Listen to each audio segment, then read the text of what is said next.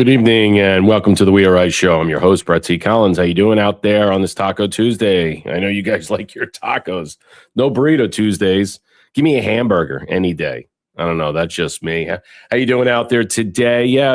Today I was going to do a Tuesday show. I didn't do a Sunday show, so I thought it'd be best to do. There's a lot of stuff to cover, and I didn't really get to too much. We did over a 2 hour and 45-minute show last night. So I basically wanted to make sure that we catch up on a couple of things. And so I just wanted to go over a couple of things tonight. I mean, the story that's breaking, which is really the title of the show, Trump escaped in a catering truck and left journalists as missile bait on Air Force One, is just absolutely glorious.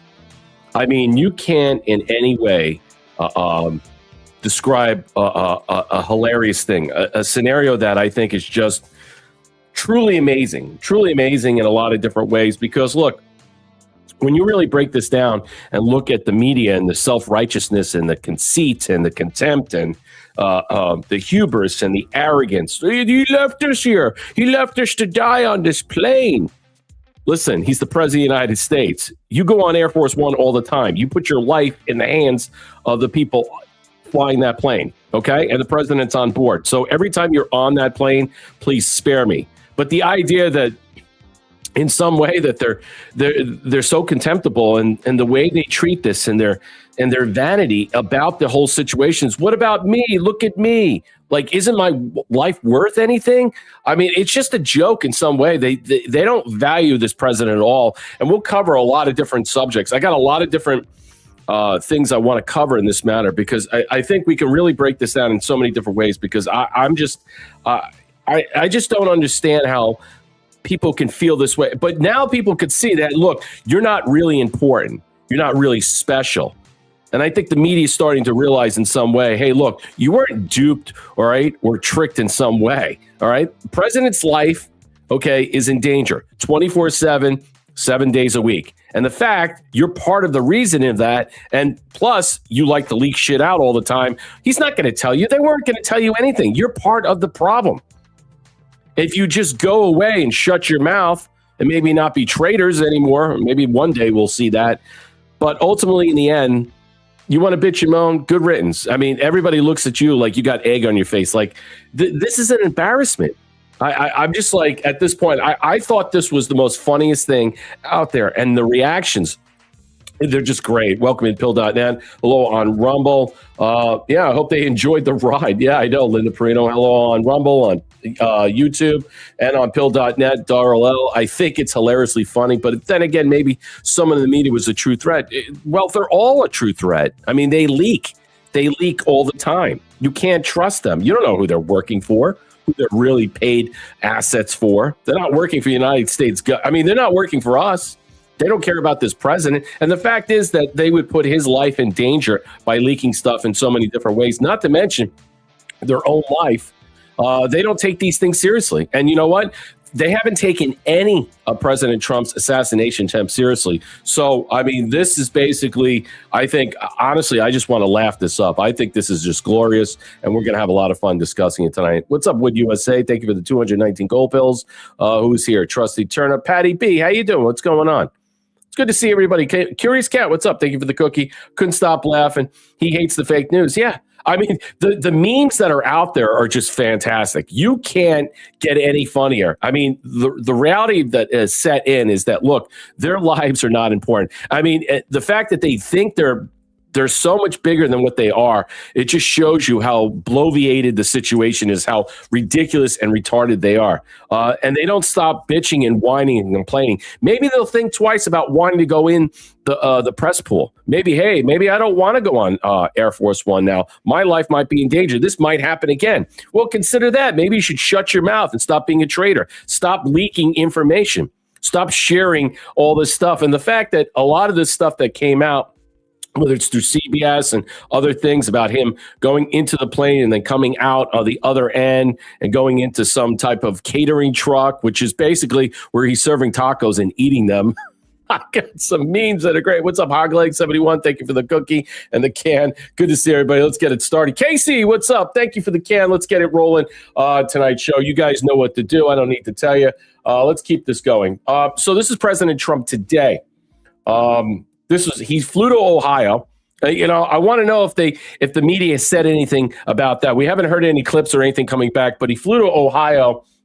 Apparently, to a roaring crowd. There is some type of, I guess, some young athletes convention or whatever they're doing. I don't know exactly what it is. I just caught this a couple of minutes ago, so I want to show it to you. This is fantastic. Eric Doherty puts this out. He says President Trump walked out to a roaring crowd 2026. Look at this. He's walking out all over us with young patriots love the president. They'll never forget 47 here to watch them. This is fantastic. This is great. I have hope for the future.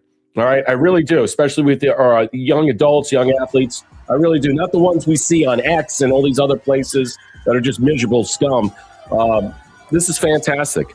This is better than anything you can hope for. And it's good to see that he presses upon the youth to strive, to compete, to do better. And everything that he's done to keep men out of women's sports and all this other crazy, nonsensical transgender junkets that are out there 24/7. I mean, this president is just awesome. And I think this is fantastic. I was so impressed when I saw this. And there's other videos, and maybe we'll play it tomorrow, but I didn't really want to cover this, but this is just fantastic. Look at this. I mean, for these kids, for him to be there, this is a dream come true. This really is. This is special. Look at them. They're all spotlighted and highlighted there. Please rise for our national anthem. And that's it. I mean, I just wanted to show you that. I thought that was just beautiful today. I didn't get a chance to cover that because I had already put the show together and I had so many other things I wanted to get into that are much more, let's just say, insightful. And we have to consider right now. I'm going to show you something right now before we really get into the meat of everything, the meat and potatoes that we're going to discuss tonight. This is something that Bannon came and said today. And I thought, and there's a lot of stuff that's going around that the possibility of either Joe Biden or somebody else playing the martyr is going to, the dog comms are out there and is going to disappear very soon. All right. And we all know that the person playing Joe Biden is not really Joe Biden, but Joe Biden, as we understand the person, whoever's wearing that mask, whoever that person is, whatever that is that's out there is going to disappear rather quickly. And I don't really care. I don't really think about it. I don't care about his family, his crack-headed son who was on Tucker Carlson and blaming Israel for all the porn that's on his laptop and all his problems from being a drug addict and all these other things, for sleeping with his niece. He's blaming Israel about it. Look, there's a lot of things to blame Israel and Bibi Netanyahu for. Okay, that's not one of them. And that was a disgrace what Tucker did. It was sheer propaganda and garbage on how he put it on. And really, Tucker Carlson is completely lost. He's been really, I think, captured. I think there's a demon haunting him. Whatever it is, maybe he came back. Whoever that person is doesn't no longer exist. But we're seeing how this unfolds, how all this chaos and nonsense is unbelievable. And everybody, the mask is coming off. And we're going to see the mask come off of Joe Biden. We're hearing about the executive orders that the pardon pen, that's going to be eviscerated. We're going to hear the opportunity for a Supreme Court to, let's just say, address this issue once and for all. Maybe we can get after Fauci and his crackhead son and many other people that were given this pardon, open-ended pardon for whatever reason. So Bannon puts this out. He says Biden's family is going through a difficult time as he battles cancer. Too fucking bad. Too fucking bad. And I want to say this. And I know this is going to be harsh and reality. Whatever you think, whatever you understand, the irreparable and irrevocable damage that has happened to the United States since the stolen election, all right, that no one takes responsibility for or accountability for in any way, it is reversible. And President Trump is focusing on the repair, managing the outcome. You can't rewrite history, but you can control the next steps into the future. And the change that we're moving toward and forward forever, this will never happen again. This failed, corrupt political establishment in Washington, D.C. of traitors who borne the cost of dead American citizens. for dead American citizens who were murdered, raped, and killed because you let an invading army come in. Open the border to every third world dirt slob shithole fucking piece of crap in this hemisphere to just pour in. And what did they do? They pillaged. Yes, they pillaged. They pillaged everywhere. And we are the end result of this. We are born the cost of this. So when we hear stuff like this, all right, well, we have to be consistent. He's illegitimate. They stole the 20. He helped coordinate an invasion. Yep, 20 million plus, maybe more. He's a traitor and guilty of treason. The saddest part, he's not going to face a justice, a tribunal, or anything. He's just going to die like he died back in 2021, whatever. It doesn't matter. But I think the point is that what we're seeing this and understanding it, this is going to happen. And he's saying that, look, there should be no state funeral. Of course there shouldn't be a state funeral. There should be nothing. He should not get anything in this matter. It would be a disgrace if that happens. But let me show you this. I was caught by surprise when I saw this, but and was buried in the backyard of the. He's talking about Nixon house they had in Yorba Linda, California. I think his father was a grocer. Did not have any of the pomp and circumstance or the ceremony or any of the gravitas or the nation mourning in the nation's capital, in the Capitol, National Cathedral. None of it. President Nixon had none of it. Now, some people say President Nixon didn't want to do it, didn't want to come back to the swamp, hated these people, but they weren't prepared to do it anyway. Joe Biden, we have to be consistent here. And look, for the Biden family and for Hunter Biden, and obviously it's having a huge impact on that family. They look like they're very close, or they appear to be very, very close.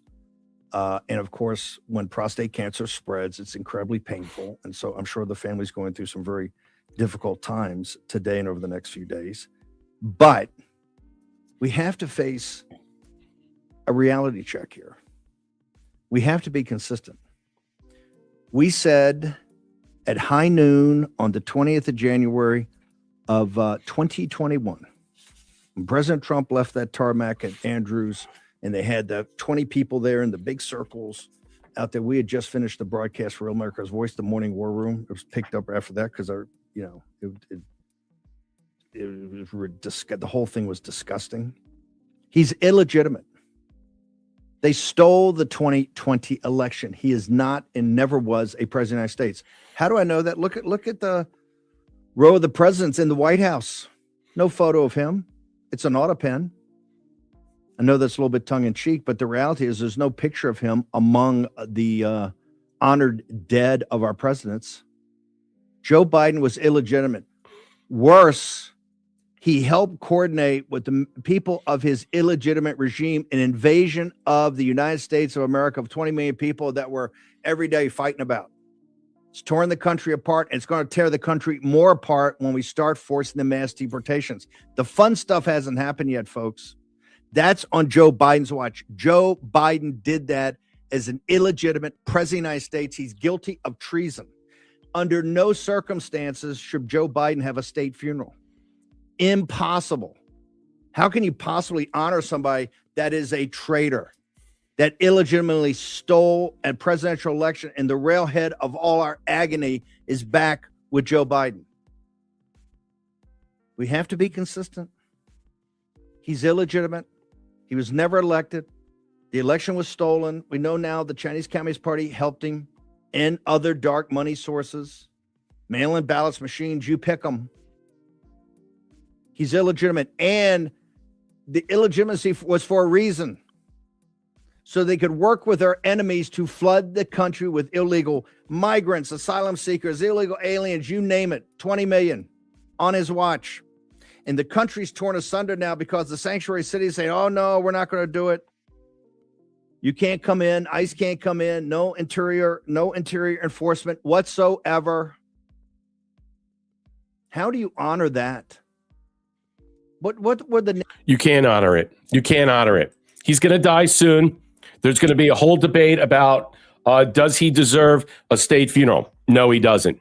Fuck him and die. Hope it's painful. But we already know that's not really the Joe Biden. We understand the parameters of 2020. We understand everything about it. The real Joe Biden died a long time ago. We understand that. Whoever this guy is, this clone, whatever and stuff, he's just going to disappear in the ether. That is why Hunter Biden is on Joe. That's why he went where? He went on all these podcasts, Sean Ryan, Candace Owens, Tucker Carlson. He's all over, wearing the same blue shirt, mind you. I wonder why that is, and we'll cover that. But it seems to me that's going to happen in some way, and they're going to stage it very soon, close to the election, in some way, as what? Sympathy or empathy, suicidal sympathy or empathy in some way. Don't have it. I don't have it. I lost that shit a long time ago. I have no feelings for any of these people. Fuck them and die. Fuck Hunter Biden. He's a fucking disgusting. He's a pedophile. He's the pervert. The fact that motherfucker goes on there and then he can't even own up to his own criminality and wants to blame him losing the laptop or multiple laptops all over the place on Israel is a joke. Again, you can blame Israel for a lot of things. That's not one of them. And I'm sick of this shit. Can't always use them as a scapegoat. We got to reel that back in. And you know what? Tucker Carlson to me is dead. As far as I'm concerned, I don't know who that is anymore, but the mask has come off and maybe something is taking place right now we're not seeing. The deconstruction of who these people are, wanting to start a third party, is an embarrassment. It's a total embarrassment. What party are you going to resurrect or recreate? I mean, what the Whig Party is dead. What is it that you want to? America First. There's no America First party. All that stuff, all it is that how people use certain lexicons and vernaculars to describe things in certain pernicious ways. They undercut it with the soft belly of what? There's certain style of communication that gets people thinking, well, I like this part or I like this part. No, it's done. It's over. All right. Nothing that you're selling to us anymore. Anybody's buying it. We can't buy it. And the fact is, you gave Hunter a pass. Now we know who gave Hunter a pass on Fox News. We understand that it wasn't Fox News. It was Tucker Carlson. And all along, it was Tucker Carlson covering for Hunter Biden and everything that came out. Casey Snowman, thank you for the Ken. They'll have a funeral for Pedo Joe. Should have a Ukraine flag on his casket. Yeah, they'll have a funeral for him. The question will be, will we have a state one? Will it be like McCain in some way? Yeah, we'll find out. That's an interesting question. Will we have one for this guy? Will many people push back and say, hey, wait a minute, that's not possible? Will people get angry at the Trump administration for allowing this in some way? I know I'll be pissed off about it. Look at what has taken place, what has happened to this country, and we're still going through it. We still haven't exorcised the demons. They're still here. Millions upon millions of people living in and out of the shadows, the worst of the worst. And then what? The FBI comes out, well, you got certain states and certain cities. Tampa, Orlando, Florida's got the lowest murder rate, which is surprising because I was just watching the news last night. And in Pinellas County, there was a murder-suicide by a law enforcement officer on his girlfriend. And then I saw someone else in California get stabbed to death, hacked to death by a Venezuelan right outside his home. So I'm not really sure about all these numbers. I mean, maybe overall how they're reporting them to the FBI into the database from each state, they're dropping. What about Charlotte, North Carolina? Every time I turn on the news, there's another murder, another rape, another assault that's going on in that fucking state. And we understand what a bunch of fucking animals are running that city. You don't want to get on a bus or a train. You might get stabbed to death. We understand. That's like Planet of the Apes over there.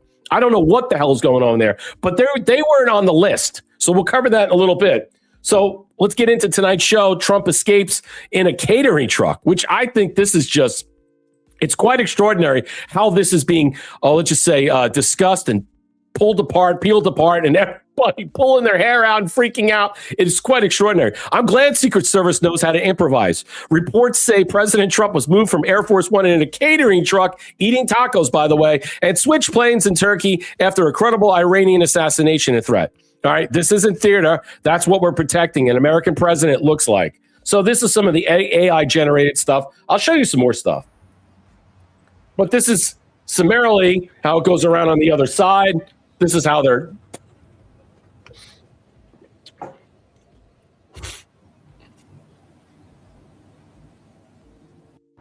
There's other stuff, but I just saw these videos and stuff. You know what? There's another thing to keep in mind here. You know how we're all critical about the Secret Service in a lot of ways. We're critical of the Secret Service and how they have acted over the course of the last several years protecting this president in some way. I don't see anybody giving high marks to them at all if they were totally responsible of help forcing the president to get off this plane and get onto another plane in some way. We don't want, so we could be as, tough and difficult and, we could be hyperbolic and attacking them in so many ways. But many times we should salute them when they do the right thing or when there's an opportunity to pause and say, hey, great job, way to look out for the president. And that's what we're made to see. We're made to see that there was something going on. And a lot of people, again, are poo-pooing this. They're just overlooking this and saying, yeah, his threat, his health, all this other stuff. Remember how they make fun of all the assassination attempts? Well, you know what? They were in where? They were in the Hilton Hotel during that last assassination attempt. They were on this plane when they realized that President Trump wasn't there and he got off the plane, and now they're all pissed in some way. Well, you know what? You're 6 degrees of separation of complaining that your life is in danger because you're covering the president. Then don't cover the president. Then maybe take a step back. Maybe think about the fact is that his life is the most important thing. Okay, and at this moment, everything that you think you are that you're not, you should shut your mouth and maybe say, hey, look, great for the Secret Service. I applaud what they did. I'm not upset about it. I understand it. Maybe we should have a different, let's just say, attitude on how we discuss the president, all right, and the severe threats that are facing him on a daily basis. No one wants to discuss that. No one wants to talk about that. Everybody's all about me, me, me. It's all about me. Look at me. I'm the guy. I'm the guy reporting this. I'm the guy sharing this. This wasn't, what is it they say? It's unknowingly part of the deception package that they're complaining. We were deceived. I mean, can you believe that? I mean, this is how it is. But this is another recreation.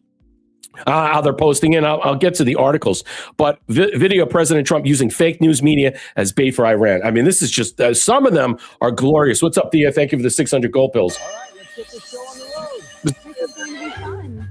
Look at this beautiful day. That's the best flight ever, right? Yeah. Woo! After you. Let's move, quick and quiet. Yes, sir. Perimeter clear. Good. We're going straight to the car. Stay sharp. This is important. Affirmative, sir. We've got you covered. We sure fooled those fake news sons of bitches, didn't we? Yes, sir. We sure did. Job well done, team. Outstanding. Thank you, Mr. President.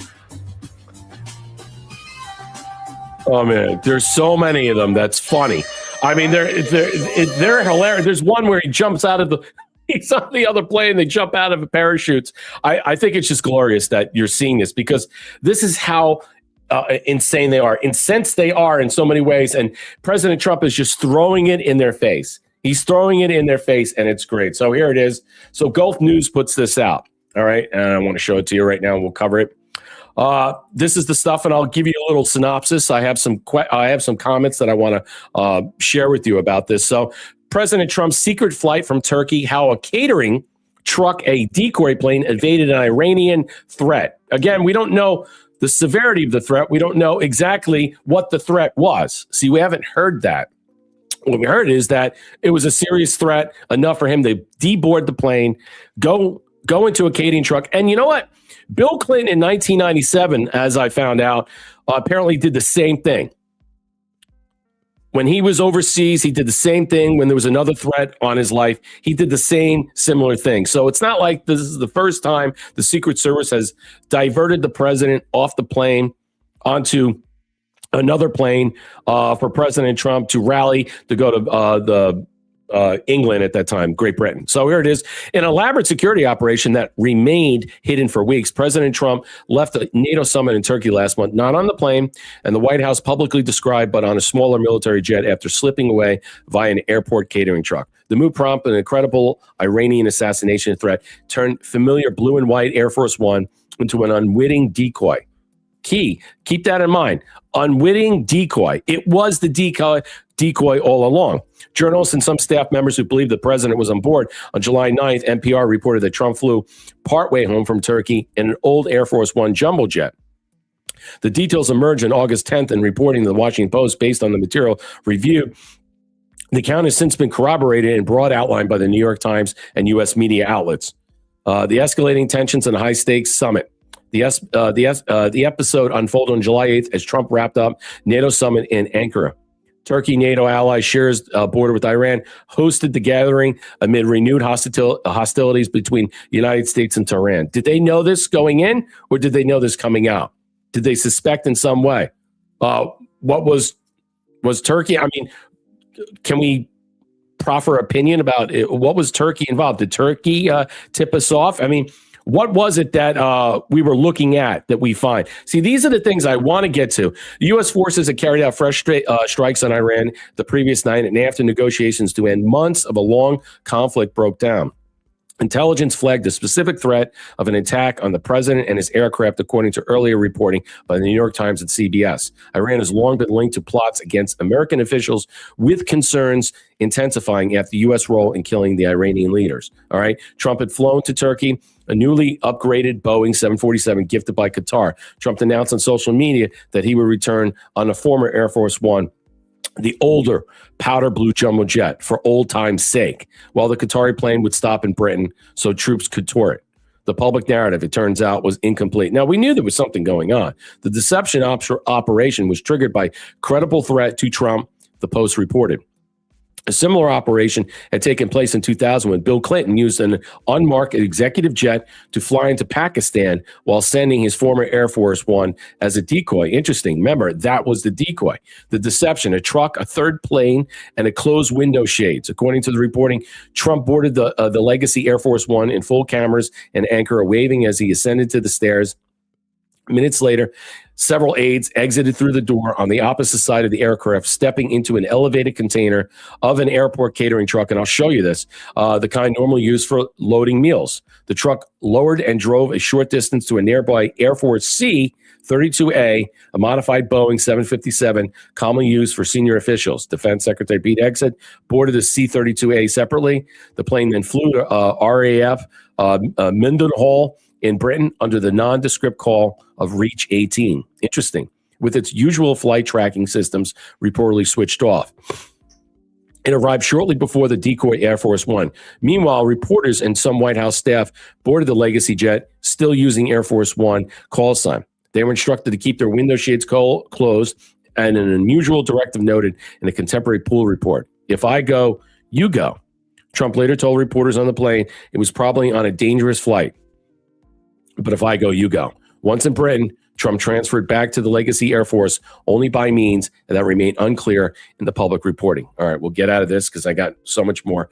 So I'll stop there. So he basically boarded the plane, got in there, and there was a diversion in some way. No one saw this. No one saw him get onto that or leap to this. But there was other footage that was picked up, which I will show you in a second. I want to show you some of the responses, because this was, I thought, interesting and telling. MSN Now made it. All right, let me show you this. MSN Now put this out, and this is a former senator, Claire McCaskill, and she says this on MSN Now. And this was today in regards to everything that's happening. She says this. Former Senator Claire McCaskill admits on MS Now that they'll be praising Trump's plane switch if he were a Democrat. Interesting, she says that. If we had a Democratic president in the same position, I think all of us would say, well, I'm glad they figured out a way to protect the president better. How interesting she said that. The fact that we're finding out from deep sourced folks Right. that this has happened is probably not great. But they were trying, I think there's probably was a credible threat. And I don't think anybody would argue that Iran would like, we took out their entire senior leadership of their country. And they are extremists. And Trump is their number one enemy. So I understand why they would go to extraordinary lengths to try to protect him if it really was a credible threat. If we had a Democratic president in the same position, I think all of us would say, well, I'm glad they figured out a way to protect the president better.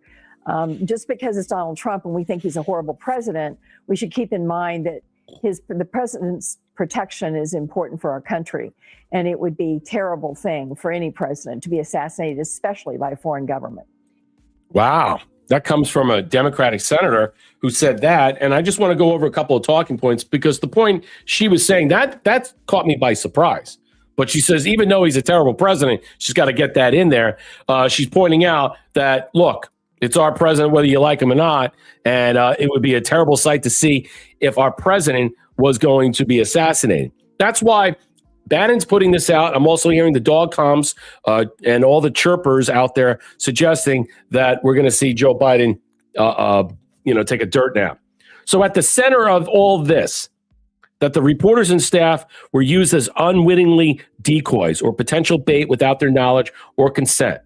So if the threat had materialized against the plane, everyone thought they carried the president, and those people would have been at risk. The coverage and reactions, including some in the press pool and their voices and outlets, frame it as if the White House was endangering journalists and staff to protect Trump, calling it unethical and tricking them into serving as a distraction. Can you believe that? It's good, at least on MS Now and Claire McCaskill pointing this out and clarifying, saying, hey, look, that none of all this other stuff doesn't mean anything.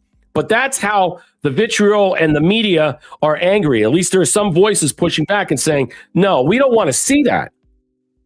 Social media and commentary amplifiers are out there. People are noting that the ethics of treating civilians and press as expendable targets ask, what would have happened if the decoy had been hit, and criticize the lack of transparency to those on the plane.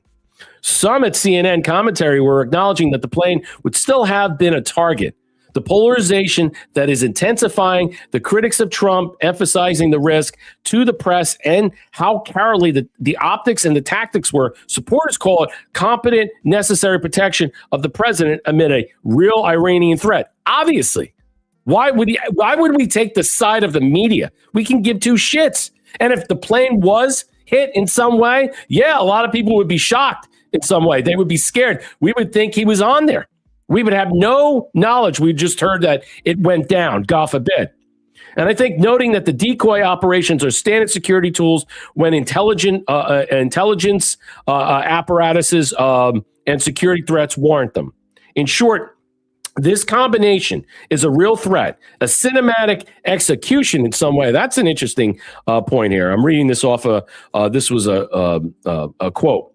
And the fact that the press itself was unknowingly part of the deception package is what turned a classified style security move into a public controversy. Security officials prioritize the principal, which is the president. Critics prioritize the informed consent and the risk to non-essential personnel on the decoy flight. Everybody else is non-essential when you think about it. Your life means nothing when you're on that plane. You're there as a courtesy. And I think a lot of people need to start waking the fuck up about it, that your life, okay, is meaningless once you get aboard that plane.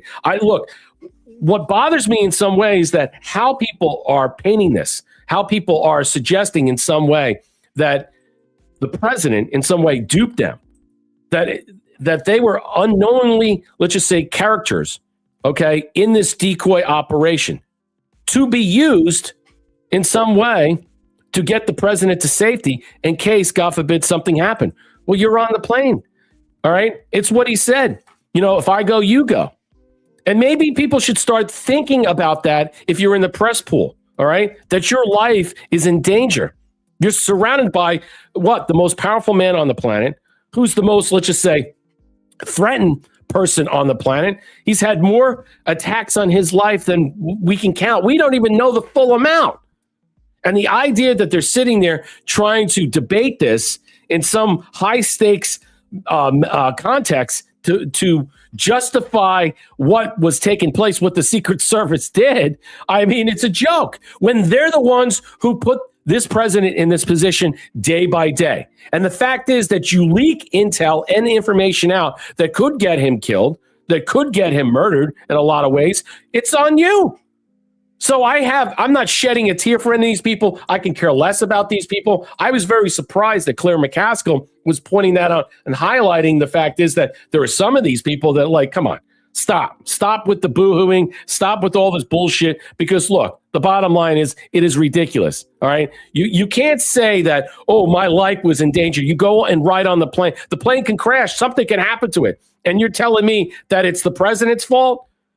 You chose to go on there. You don't have to go on there. In fact, we should start reevaluating the press pool in general. I think there's a clear demarcation here that we should really start looking at in some way. Streamlining this in LA. It's not just the leaking that's going on and all these other things. We need to streamline who should be evaluated to be allowed on Air Force One completely. That's the way I feel. All right, because if you're going to whine and bitch and moan that your life is in danger, please, by all means, don't board the plane. Don't. Stay home. Find someone else who's willing to take the chance and not bitch and moan and complain, all right, because you think that your life, because of who you work for in the legacy, fake and gay news media, makes you special.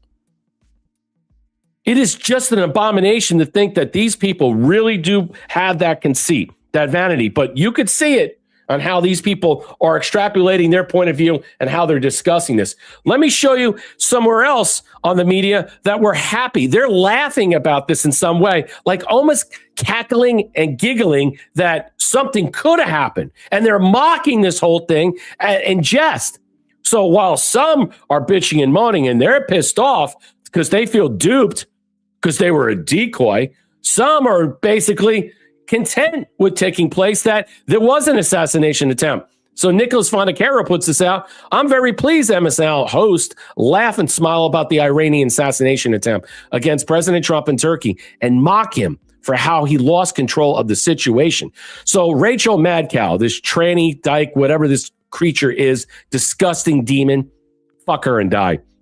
And I'm very pleased to say it's time for the last word with Lawrence O'Donnell. And watch these two demons talk. All right, is more pleasure for me to say than usual because the New York Times has just posted a headline on the front page. They're giggling. They think this is funny. Look at this. Look at how she's reacting. I'm very pleased to say it's time for the last word with Lawrence O'Donnell, which is more of a pleasure for me to say than usual because the New York Times has just posted a headline on the front page of the New York Times website which reads, Trump hid in a catering container to sneak out of Turkey.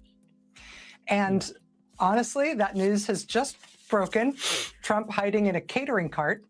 And the thing I want most in the world upon hearing that news is to hear Lawrence O'Donnell explain it to me. And God bless you, Lawrence. Please tell me that you will. It is issue number one in this hour of coverage. We're going to be relying on the Washington Post that broke the story a couple hours before the New York Times, and it's one of the many examples of how Donald Trump has lost control.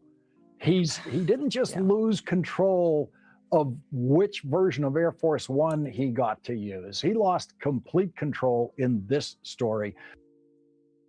Unbelievable that they're mocking the very situation that the media has put President Trump in. Okay, they put him in, and they're blaming him for his own situation because of the Qatari plane, which people didn't like. They're blaming him, all right, for the attack on his life. They don't care.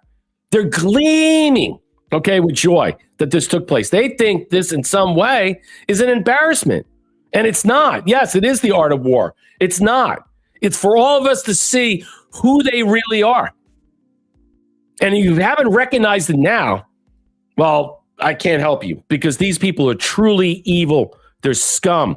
They are scum. Yeah, look weak when you're strong. President Trump was showing you how these people are going to, in the mainstream media, legacy, fake, and gay media, how they're going to, let's just say, show you who they are. There are many faces of this Eve. Okay, this dark demon that just permeates around. Okay, CBS, ABC, NBC, CNN, MS Now, all over the place with all these freaking anchors that are just garbage human beings that want nothing more, all right, than to see President Trump in some way. And I'm not even going to say it because I don't want to say it, but I think it's disgusting. And that is what you're seeing. And they're going to go away.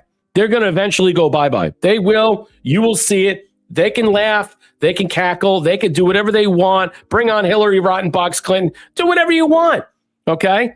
But in some way, this was something more, I think, deeper and darker than what people are letting on. And I think you're right, Thea, that this is a total divertisement. It is the art of war. There is something else that is happening. And he's also showing the media simultaneously. He's saying, look, you want to leak. You want to put stuff out there that could put my life in danger. Any of my team, the cabinet, in danger. Well, I'm going to tell you right now, you travel on the same plane I do. And if I go, you do go. And consider that. Will this like ring true? Will they remember this? Will they consider this going forward? Or they will continue to be a part of being a traitor, to be a leaker, to be something of that. Now, I'll show you some of the video footage. This was great. And again, I like I said, there's a lot more here that needs to be unpacked. Some of this stuff, we're not truly understanding what this was about, what this was meant to be seen. Who is this meant to be seen by? How is this being laid out? Let me see if this plays. BBC puts it out. They hid in the catering truck in a secret plane swap over Iran threat. Okay, let me see. So here it is. I'm going to show you, and I have a video. So how Trump switched planes. This was a good one by the BBC. Trump boards the Air Force One. The catering truck's right there. Let me blow this up, and then I have the video. We'll show it. So hopefully you guys can see this. All right, so there's the catering truck. There's the media bordering on the other side. President goes up this way. The catering truck drives away on Air Force One, nearby 32A aircraft, okay, is on the far side, okay? And you don't see that. Trump secretly boards the Air Force One, and that's probably why he said, that's why they said, hey, close the blinds, close the windshields and stuff in some way, because they didn't want them looking out in some way. And by making that, they wouldn't see the president dipping out on the other side. The clandestine maneuver came a day after the U.S. renewed military strikes on Iran following the breakdown in negotiations. So I think this is going to play. I think so. Okay, good. Let's see, hopefully. Why did Donald Trump secretly switch planes by concealing himself in a catering truck? Here's what the US media is saying. The US president was due to return from a NATO summit in Turkey when, according to American officials, Iran made a threat to his life. Here we see Trump boarding Air Force One in Ankara. Media reports say he then got into this elevated catering truck and transferred to another aircraft, a modified Boeing 757 often used by the vice president. Meanwhile, journalists and some White House staff board Air Force One. Both planes then took off. The next time we see Trump is in the UK, disembarking Air Force One after being smuggled back onto that plane away from the cameras. He then crosses the runway and boards the newer version of Air Force One, the one controversially donated by Qatar, before flying back to the US. While on board that plane, journalists had some questions about their journey. Do you know why they had us close our window blinds? Because you're probably on a dangerous flight. They didn't ask me to close mine, but if they did, I would have done it. We now know that's because he was on a completely different plane. The White House hasn't yet responded to questions about this, but here's... So the point is, in some way, they're making out, well, we were told to close the blinds in some way, the shades, because they didn't want him seeing. That's what they're saying. But in some way, they're like, hey, look, you're on a dangerous flight. He's telling you that there was a credible threat and then your life was in danger. And then me boarding the plane, debarking, going onto another plane, probably saved them in a lot of ways. Or not. Either way, it didn't matter. That's why they're upset, because they're not really sure they're being told the truth. And you know what? You're not going to be told the truth. Why would you be told the truth? You can't be trusted with the truth. And even if I told you the truth, all right, would you even believe it?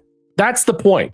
So we're caught in this like psyop, a perception management, where the media, on one hand, portrays this as fugazi and bullshit and all the stuff. He's lying to us, and this is President Trump joking and kidding and stuff. And on the other end, they're caught off guard because a credible threat is there, And now they're not knowing full well to accept it or not, because they have created a lot of this chaos themselves. And since they tell so much bullshit and lies, how much more could they swallow in some end to believe or not that he was really on there? But it was released that he wasn't on the plane. And now they know for certain. And they're trying to, in some way, get a composite of understanding their situation at that time. How dangerous was that flight? Why? And I think we're going to start to see more things. And I think that what Thea was saying, this is not just the canary trap or the mole hunt in some way. This is also to find out the people that were on that plane, when they find out they were duped in some way, were they being monitored? Were their communications being monitored? Were they in any way on that plane being part of this, I think, decoy for a certain scenario? And I think there's something else that we're going to find very soon. Let's continue on with this. This is what Trump said on the final leg home.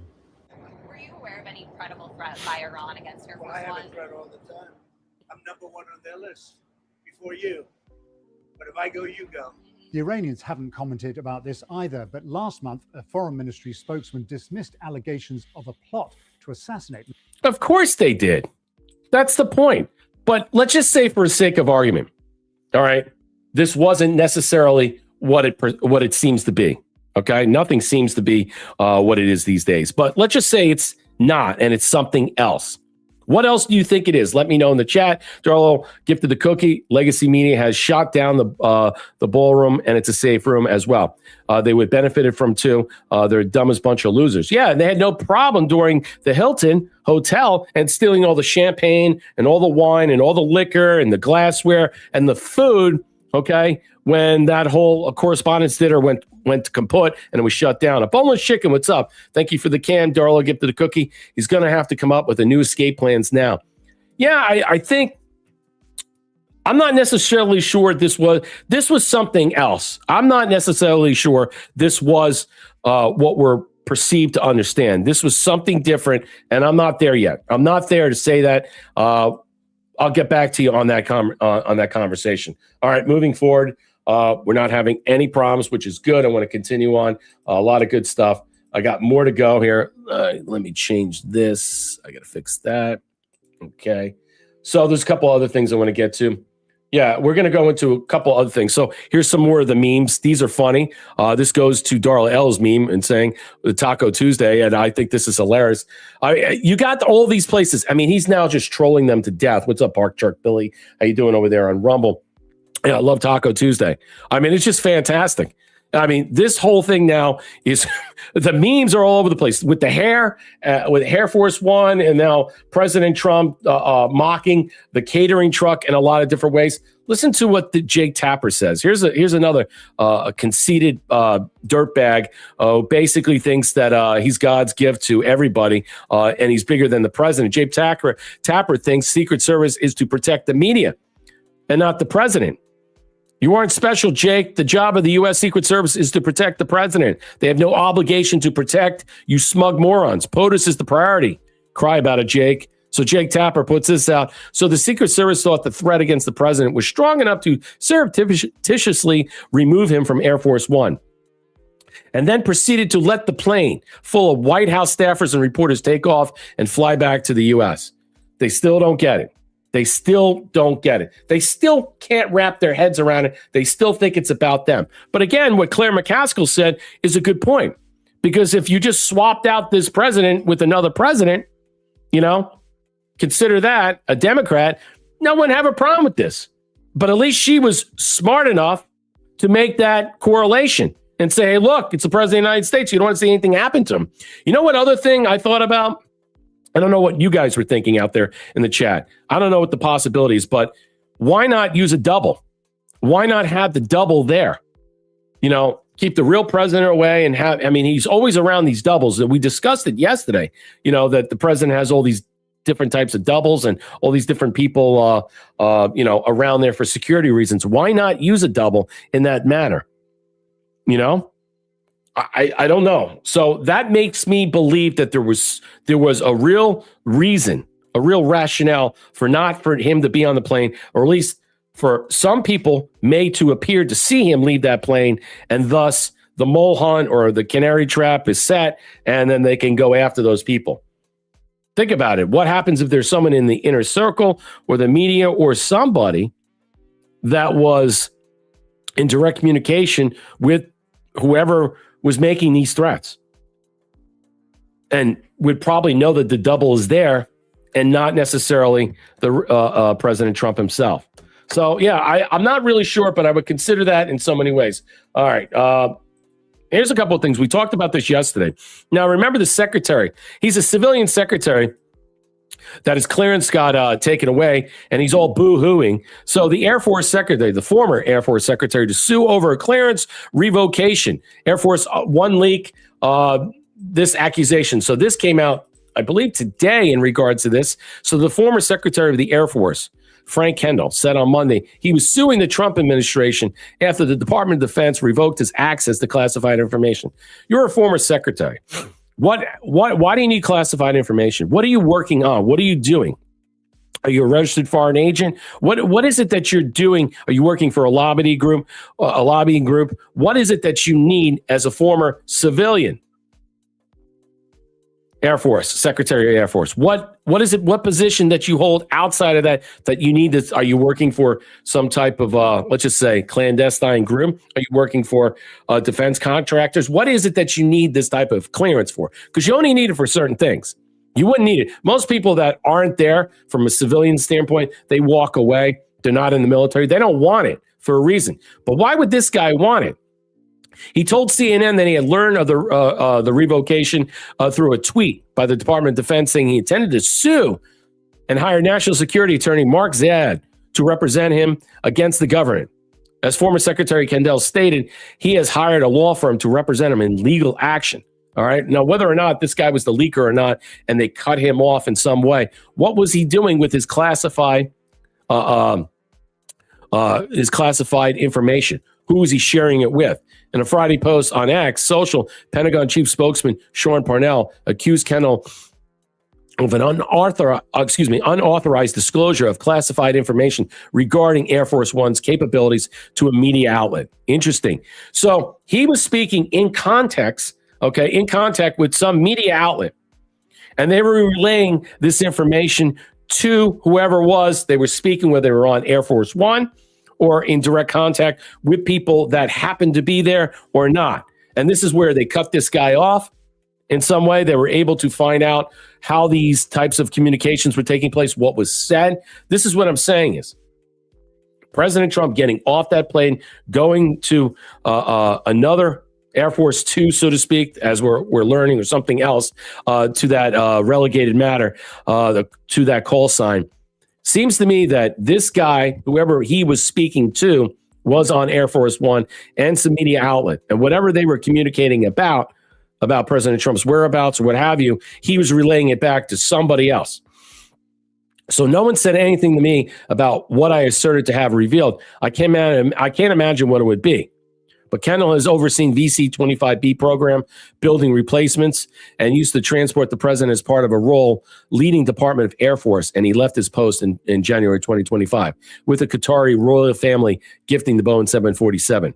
Now, there's a lot of people who don't like the fact is that we have this plane, okay, at all. We don't like this gifted plane in some way. Now, we were told in some way that it was revealed that the plane in general didn't have the necessary defense mechanisms in there.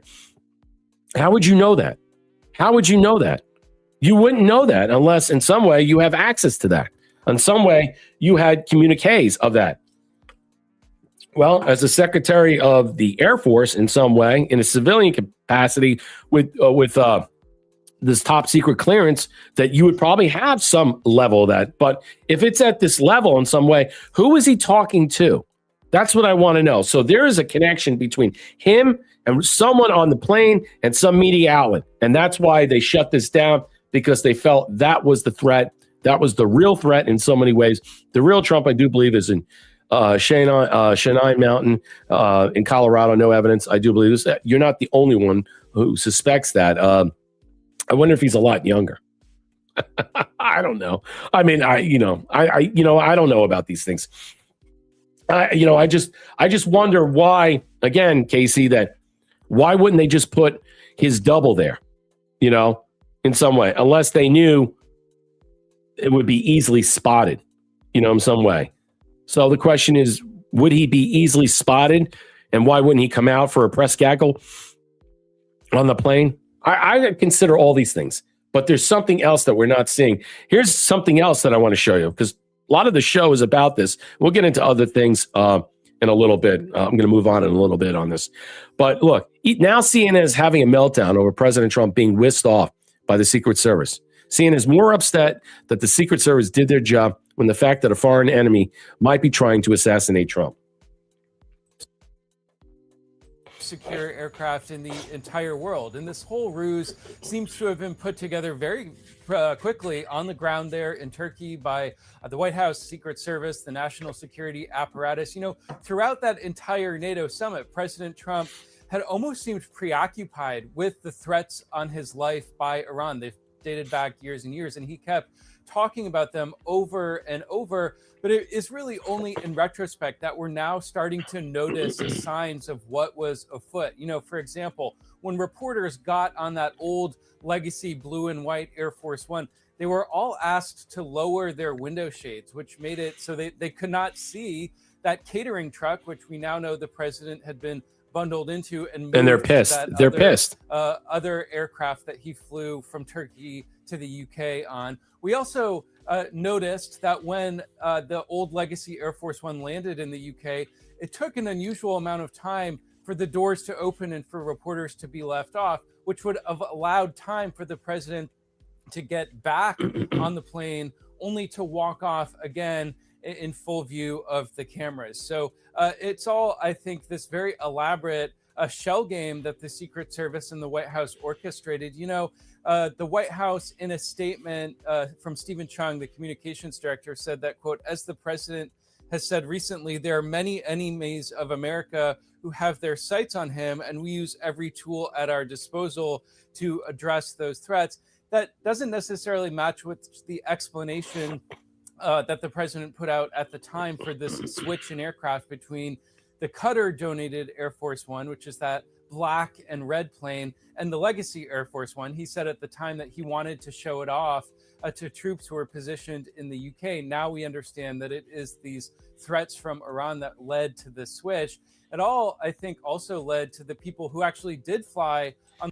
Is it really the threats from Iran? Or is it inside our country, inside a military, inside our own government, in so many ways that want to take President Trump out? I mean, I'm not necessarily sure it's that per se, but we don't know who the media was talking about. We don't know who the secretary, this former secretary of the Air Force, was speaking with in so many ways. But I think that we're learning more and more as the day goes on. And I think that President Trump right now, whatever's being done, they are actually fixating on finding whoever's in the media that is possibly, let's just say, targeting President Trump, or let's just say allowing his location or releasing some information that they are tracking and tracing him. I don't know what it is. I think we're going to find out very soon. But this reminds me of some type of mole hunt or some canary trap or what have you and stuff. They are looking to find out who this person is specifically, unless they already know. And that's the other thing. We don't know. I do hope by November 1st it blows and we can move forward as a country.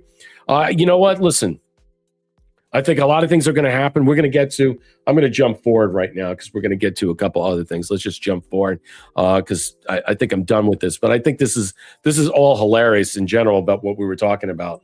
Let's cover this. Let me see that. These memes are great. They're so funny. All right. Okay, I'm going to move on. All right, let's cover a little bit about what's going on with the election. So the elections are happening in multiple states. You have South Carolina with the special election. You have Minnesota gubernatorial. You have Wisconsin. There's Idaho. There's many other states that are happening right now. I'll just break it down real quickly, and then we'll find out. Tomorrow, I'm going to cover a lot of the election results that are happening throughout here, but I just want to go through this real quickly. There's a lot of different things here, but this is what we're seeing and what we're going to see either later tonight and tomorrow that we're going to be covering. It is Election Day Tuesday, my friends, and polls open this morning in a round of primaries, key to control of Congress and the future of the Democratic Party. In South Carolina, let's start there. Senator Darlene Graham is vying for a full term. It's a seat that she took over temporarily after the passing of her brother Lindsey, of course, one of the most powerful Republicans on the Hill for decades. Then off the Hill, the Wisconsin Democratic gubernatorial primary.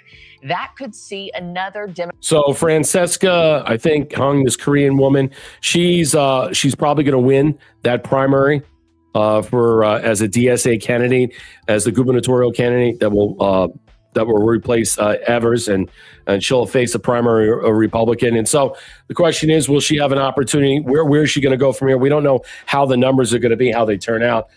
There's a couple other things we'll get to when we move on. Democratic socialist win in the heartland. President Trump This is a woman who doesn't like white people. Doesn't like white people. Proximity of white people.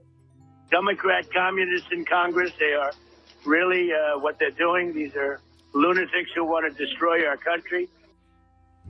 News Nation White House correspondent Libby Dean is live for us in Washington this morning. You know, Libby, we're seeing some of these same storylines unfolding in these races today as we've seen in other states. The Democratic establishment scrambling to fight off a surging progressive, Republicans jockeying for the highly coveted Trump stamp of approval. Those two storylines might be most prominently on display today in Wisconsin and South Carolina. A lot to watch today, Marky, and we know polls just opened in South Carolina. They're going to open next hour in Wisconsin. Voters in Wisconsin, though, they're going to answer that big question that is really dividing the Democratic Party right now, and that's just how much do they like democratic socialism in that key battleground state. On the heels of Dr. Abdul Al-Sayed's win in that Democratic Senate Michigan He's not a primary doctor, by the way. last week, and the increasingly popular progressive wing is hoping for more momentum just like that in the Midwest today in this gubernatorial primary. Now, in arguably the mostly watched and unusual governor's race, that's this gubernatorial primary in Wisconsin, Democratic socialist Francesca Hong is expected to coast to an easy victory in that Democratic primary. She's maintained a double-digit lead in the polls over Milwaukee County Executive David Crowley, and Crowley is endorsed by the current governor, Tony Evers. Hong has made headlines for these controversial past statements that she's walked back from, everything like defunding police and ICE to canceling Thanksgiving. Now, whoever advances today will take on the Republican Tom Tiffany in the general election. It's highly favored. Okay, so Evers is going around with Crowley.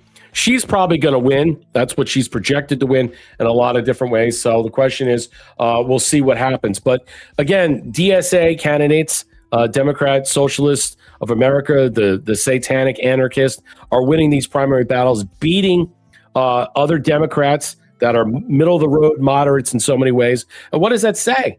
What does that say? I mean, honestly, I don't know who would vote for this woman. If you're white, you're probably a Karen. I mean, she hates white people. I've seen it since the 60s. Blacks hated us, then the illegals, then the Muslims, then everybody else. They want whites. They want us dead. Absolutely. I say that all the time. I say, we're going to have a confrontation. It's going to happen very soon. I believe so. I've been saying it. Prepare yourself. I do believe so. And we'll probably see it play out. Yeah, the slope who stole Christmas. I like that. Thank you, Thea, for the 300 gold pills. Let's move on. Jordan Chackle puts this out as we just move on. I'm just going to blow through all this stuff, and I'll get to some other things that you guys want to, I didn't have talking points, but I just want to cover some of this stuff because I want to discover what President Trump is talking about, the election that he had. So Abdul Al-Sayed was never practiced medicine as a licensed physician. He did not complete a residency, pass board exams, or obtain a medical license. Absolute third world fraud. Photos of campaign ad. Absolutely. He's not a doctor. He's not a doctor at all. I don't know why people keep saying that. His wife's a therapist. Okay. All right. But that he's not a doctor. So a lot of people just keep pushing this whole thing. And here it is. Observing consciousness, again, putting out some great stuff. We're going to move into other things right now. But he's suggesting this.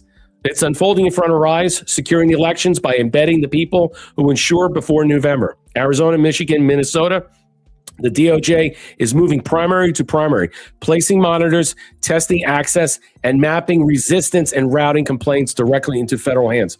I do believe they're gonna steal the House. They're gonna steal it. They're going to steal it, and we're going to have a national election emergency or national emergency election, and how all these things are going to be playing out. President Trump talked to Wayne Allyn Root. We're going to cover that. Hennepin blocked DOJ from entering polling places.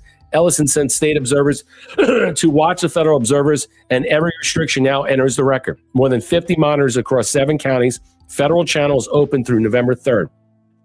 The primaries are a field test. The people, the authority and reporting network are being locked into place. Now November arrives with the election integrity architecture already embedded. So they're going to be monitoring. They're going to keep an eye, but you're going to need more than that. It's more than just monitoring. Okay, we can't go through in another election where we know it's going to be stolen. Monitoring is one thing. Course correcting it before it happens, or implementing something to stop it, or fixing it at the end, okay, because you can prove, hey, look, here's the fraud, we got it, and then disqualify those candidates and everybody else, and then those people pay a heavy price. Yeah, I want to see that. I don't want to see another freaking stolen election. Do I have faith? I'm kind of like reluctant of how I feel in so many ways. I truly am. Here's Clay Travis putting this out, and I thought this was an interesting commentary that he said. He's on Fox News saying this. Abdul Al-Sayed said football is a racist, sexist thing. Clay Travis joins me now. Let's see what he says. Clay, that was a hard foul. What does white privilege have to do with it? That's a great question for Carrington. She later went on social media and said basically everyone who connected the fact that she had been ejected to the game to the white privilege post, which also tagged the Indiana Fever, the team she was playing against, had missed the point, and that wasn't what she was intending to point out at all. Now, I don't know what's going on here. I think the likelihood is that she was embarrassed when she played the race card, and people imagine a career in the WN. Listen to what Royce White said about this earlier today on this program. All right, so he goes into a diatribe talking about the WNBA, but I really want to get to this. Is that what he said here in the text? Abdul El-Sayed said football is racist, sexist, homophobic, and toxically masculine. So Dems have now nominated a guy who had 2 kids with his cousin in Maine. That's Planter, Graham Plantner, and a guy who said there are 6 genders in Texas. That's Tarico. And there are no normal male Democrats. I think that's the point. That's what is being foisted upon us. That's what's being sold to us. That's what these people are. There's a lot of sick, evil, twisted people that, again, run for these offices and these candidacies, which is very hard to believe that they get in these positions. And so many people, they just clap and vote. Yeah, I'm going to vote for Abdul because the other candidate had 98% of what? AIPAC voters. Okay, so I can't vote for her, all right, because I hate Israel and the Jews, but, I'll vote for you, all right, because you'll take away everything from me and force me into submission and put me into a Sharia law type of scenario and do all these other things. These people are crazy. There are a lot of people that are just like stupid voters. They should not be voting at all. We should have a test for mental disease with voting, and we should have an age limit, too. It shouldn't be 18. It should be 25. I think we need that. And I think we need to change the parameters, and maybe a national emergency that is coming forth, as you're going to see right now. I'm going to show you a couple of things. Listen to this. This came out. So Red Wave Press puts it out. Rolling Stone dropped a full kiss-ass interview with Hassan Piker, glorifying the evil communist who publicly said the United States deserved 9/11 while he flexes photos of his luxurious mansion bought with capitalist American money. What a fucking hypocrite and opportunist. He claims to hate so much. He hates you because you're white. He's got no problem taking your money, taking all this other stuff, and then what? Making sure that he supports candidates that will destroy you, destroy your life, murder, rape you. To his fans and allies, including left populist politicians like Bernie Sanders and AOC, who, by the way, she just divorced her, I guess she's divorced after 2 years, it's just reported by TMZ, and her saving all those eggs. Well, good luck with that. No one's gonna want to marry you. And second of all, good luck with your presidency now that you're divorced after having a 4-year engagement or a separation. And mostly young, mostly straight men who get their news from him every day. Piker is a manatee.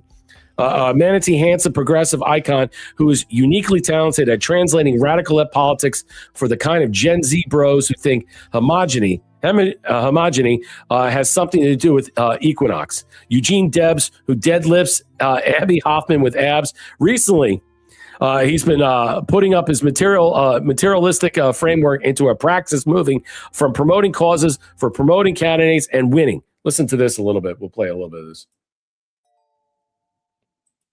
Offensive, crazy, insulting things. And this kiss-ass interview with the Rolling Stone is an example. And then what happens is this guy is a communist socialist. He hates capitalists, kind of mainstream but he's got a multi-million-dollar mansion. He's loaded. He's a millionaire. Giving this, as Brian says, and he hates you. Interview, where they what a hypocrite. Celebrate him.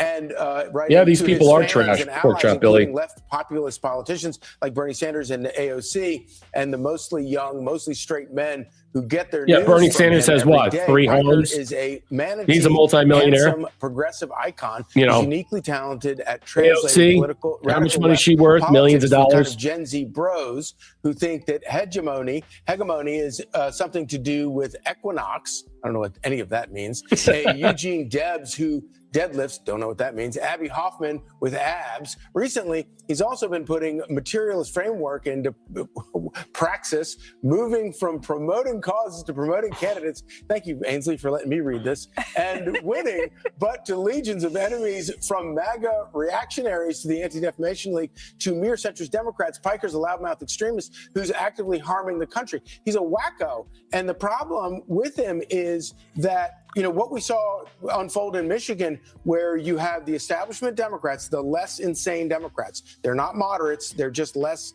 insane. And they don't openly support Hamas, up against people like Abdul al-Sayed. Abdul al-Sayed is still campaigning with this guy. It's crazy that these people who are in some way, they're self-proclaimed Muslims, they support terrorist activities, they side with candidates that under the mask of communists or socialists are really working with Islamists in some way, but yet they are self-proclaimed multimillionaires. All right. And all they do is bitch and moan about capitalism, about the United States of America, about your wealth, my wealth, about being white. It's so sad in so many ways that these people are just what? They're not just trash. Okay. They're dangerous, number one, because of the rhetoric they spew. But number two, they're all what? They're fake. They're not real. But the audience, the people that listen to their shit, okay, who buy into their nonsense, they believe it's real. And that's what's scary. And they go and vote for the candidates that they tell them to vote for. That is absolutely garbage. And that's the problem we're facing right now. All right, let's move on. I got a couple of things. Let's see. So you got, all right, let's move on. I got to get to, all right, here it is. This is what I want to cover. Let's get into the national election emergency. I know Darla wants to cover this and other people want to talk about this. I think this is important. We're going to get to Wayne Allyn. Casey Snowman, gifted the can. Always great information from Brett. And I do believe the military might let them steal it again and let them impeach Trump. I hope not. The question is, it's stuff we're going to see. It's one of two things. Okay, this is a good point. We might as well stay on it because we're going to cover what Wayne Allyn talked about. We're going to cover the national emergency election. Either they're monitoring to make sure they can arrest these people in real time, to go after these people and make sure they can course correct this and fix this and stop this, or they're going to allow this to happen and then shut it all down thereafter to show the fraud and show the abuse, or this is all going to be preempt. I don't know if it's going to be preempt. We'll see. Thank you, Theo, for the 300 gold pills, and Darla for the cookie. Legacy Media shot down the ballroom. Yep. All right, let's continue on.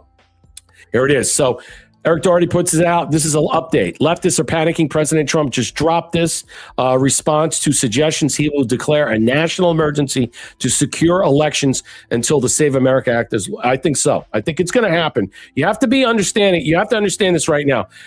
Whether he's doing this in some way to scare the holy bejesus out of this, or he's going to act, the Insurrection Act is going to follow this, or are we going to first time use the PEDS? And I'm going to break this down. Root puts this out. You have the right to declare a national emergency. Listen to this.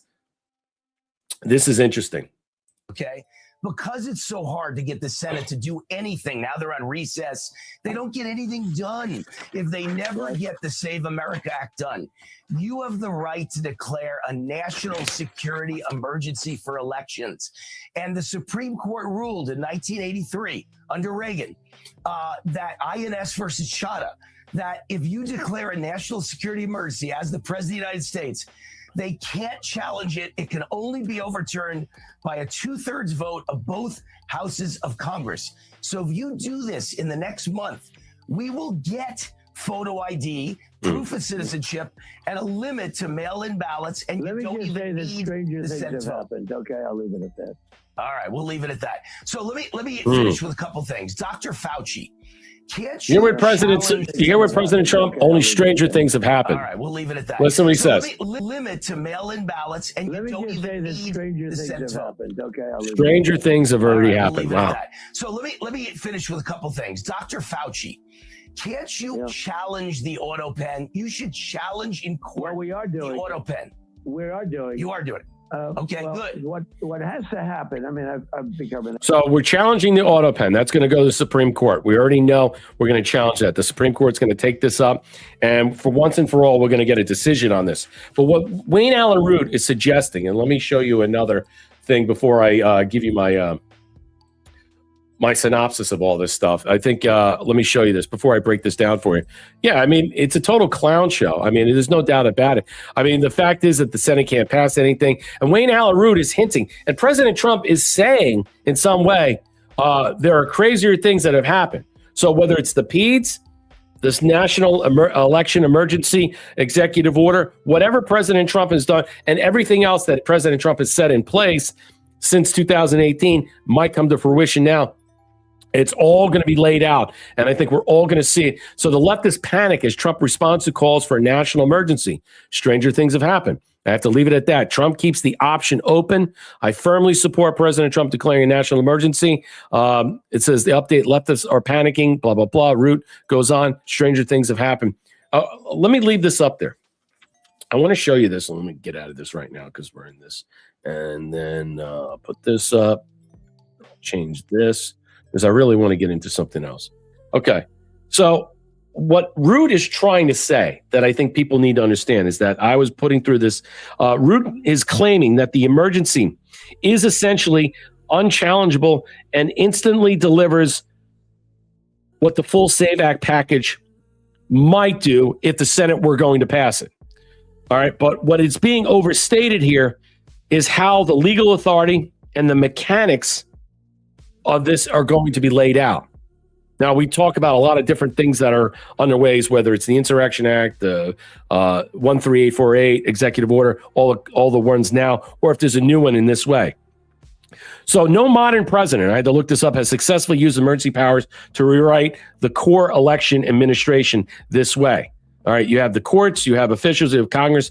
They're all going to be up in arms.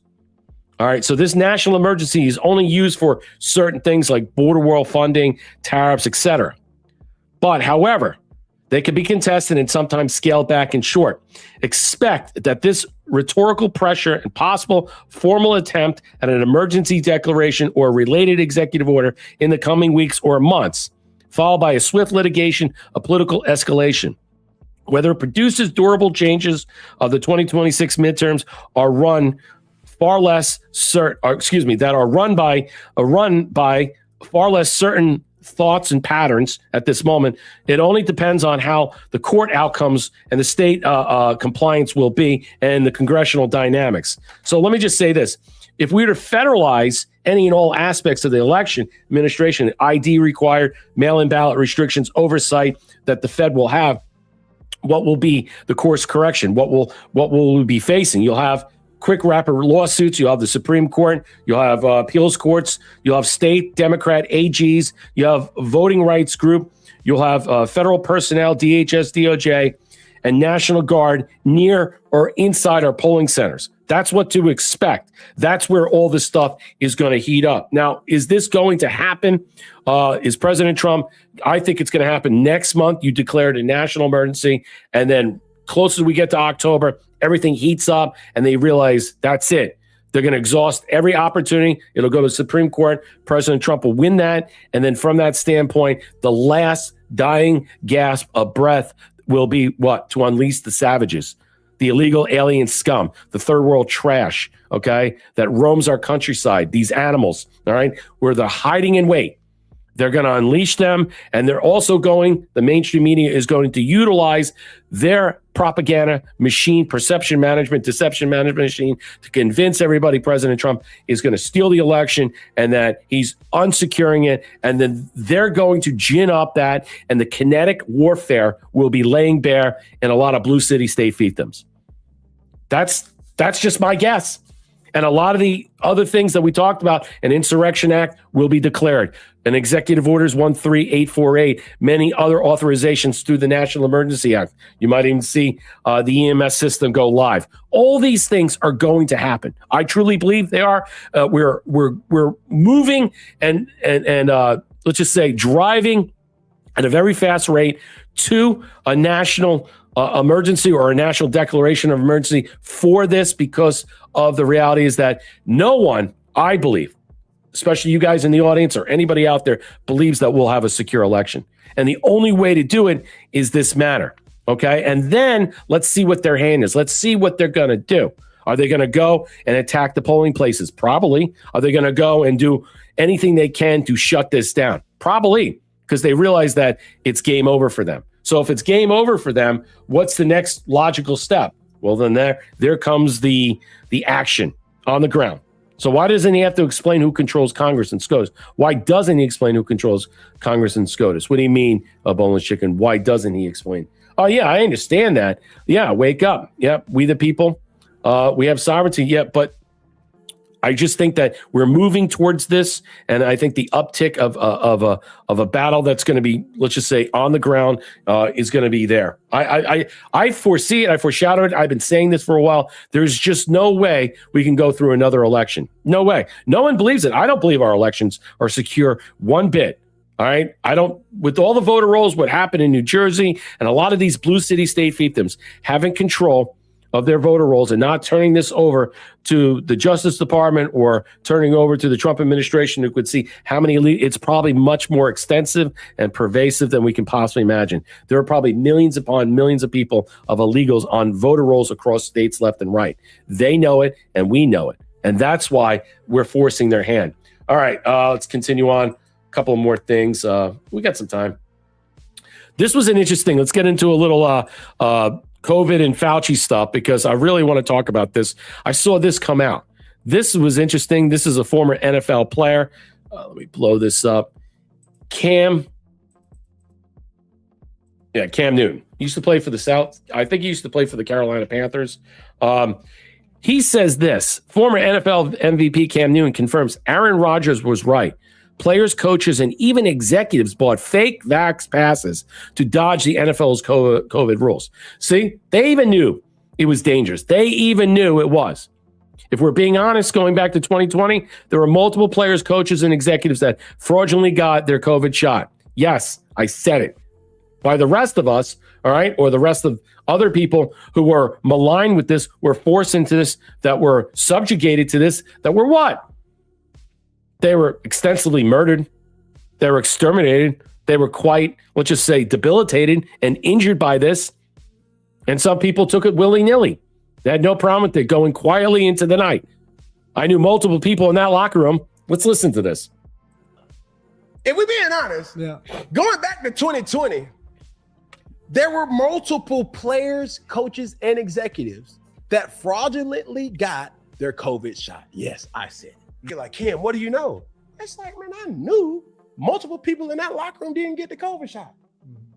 But they got a card that they paid for. They got that card. But you talking about, boy, nurses was making big bank. But them cards. And the NFL is pissed at him for what he just said, because he just told the truth. Folks was trying to get in the cut. Hey, man, you got your vaccination card? Man, yeah, I got it. LAPD. Exactly. I got to do it. Man, folks didn't know what these cards was. Let me see. Don't worry about it. It's a joke. It's an embarrassment. It is disgusting. But I like the fact that he shared that information to show you how corrupt everything was, how corrupt the NFL was, how corrupt this whole game was. It was a rigged game. It was rigged to what? All right, obviously, what Fauci did with the abortions, with all this, it's okay. Take it in the first trimester. We'll get through that. I got more of the Fauci talk. Let's get to that in some way. All right. So here's another thing that came up. So Gain of Fauci puts this up. This was pretty good. And, it's not just the first trimester and all this stuff. So all this stuff is breaking. Even if we do pull the pardon from him, and we get that, all right, and then the DOJ will go after him. You're still going to have states and lawsuits. You're going to have class action. You have a lot of other things while simultaneously happening. Fauci knew in 2005 that chloroquine, hydroxychloroquine, was a wonder drug from SARS-CoV, according to the NIH themselves. Despite this, he demonized the drug and falsely said it was ineffective. He even said it was. He even used the fake and retracted HCQ Lancet study to push his own lie. And look what it says here. So HCQ functions as both a cure and a vaccine. And remember what they did during that time. Remember they were telling President Trump, don't drink the bleach water. You're drinking bleach water. Remember he was saying that, and you're drinking the horsey paste. You're eating the horsey paste. All these different things to convince you. Remember that? That fat, bloated bastard Neil Cavuto. How many heart attacks that motherfucker have? Like 3 or 4. He's not on Fox News anymore. His heart probably exploded. He probably took the jab. Casey Snowman, 485, gifted a cookie. I know about my sovereignty. Filed my affidavits for the car tax. Emissions have not filed income tax for 3 years. This year, no bill for car tax. Live in Connecticut. This is how you fight back. Yeah. I mean, honestly, today, remember years ago, I remember I was watching an old movie, like maybe 20, 30 years ago. And and they were talking about cheating on your taxes and how bad that was in some way. No one fucking cares.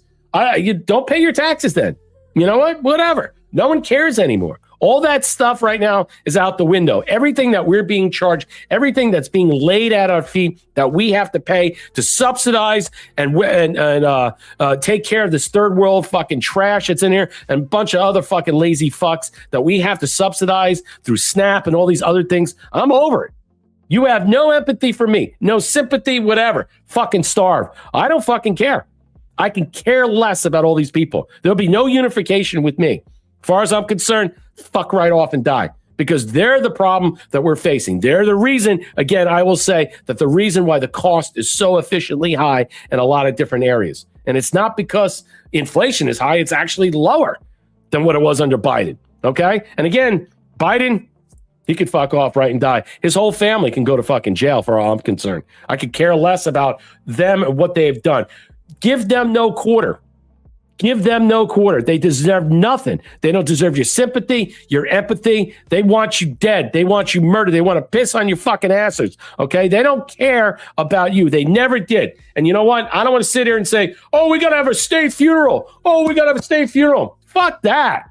Fuck that. Cremate the motherfucker, and you know what you do? Spread his ashes all over the place. Who gives a fuck? Darla gifted a cookie. We better be ready for the fallout of Islam. I think so. I think we should be ready. Here's Redfield coming out, former CDC. He says this, which was, shocking that he came out. They're all saying this now. How interesting. They're all saying this now. But he did have some insight about this. He said Trump CDC director Robert Redfield reminds me of a character in some old vampire movie. Redfield reveals why Fauci hid the miscarriage red flag from the public. Let's listen to a little of this. With this information, because in my mind, if you're a believer in vaccines, and look, we were both part of Operation Warp Speed that happened during the Trump tenure, more information is better in instilling public trust. I think there was a concerted effort by some, including Fauci, that we didn't want any information to be out in the public that would discourage people from being vaccinated. So the whole issue of vaccine side effects or vaccine injury was real, or the fact that the vaccine didn't really work in preventing infection, because I had a number of patients in the spring of 2020 that were having their second or third episode of COVID, even though they've been vaccinated. Biden was incorrect when he said this is an epidemic of the unvaccinated. We knew that the vaccinated, in fact. Yeah, stick that in your craw. So remember that It's an epidemic of the unvaccinated. Remember that. They want you dead. They want you debilitated. They wanted you gone. Remember Biden said that? Don't have any sympathy for him. Hope his cancer is painful. Hope it's painful. Whoever is playing that part, whoever fake cancer, whatever this guy is, hope it really fucking hurts. I got infected because the vaccine was non-durable. So very disappointing, because I think there was a view that some have, and I think Tony was in this view, was that he knew better what was right for you than you knew better what was right for you. So he'd make his decision for you. Do you think he felt that the American people couldn't be trusted? Yeah, I see you, Mountain Ninja. What's up, Naw Dog? Good to see you, True Terran, Pork Chop Billy. Redfield and Bricks trying to cover their asses. Maybe they made a deal. Who knows? I mean, obviously their heads are not on the chopping block, at least not yet. At least we're not aware of. So did they give up the goods? I don't know. Listen to this. Look at this right now. So Dr. Fauci, let me show you this. This comes from the Skiff. This was a good one. I saw this. I want to share this with you. So hedge fund billionaire Bill Ackman and his wife had 7 miscarriages because of the COVID shot. Fauci and everyone else involved must be accountable. Senate Health and Education Committee calls for a special counsel against Fauci, hiding the COVID effects causing miscarriages. Listen to this a little bit.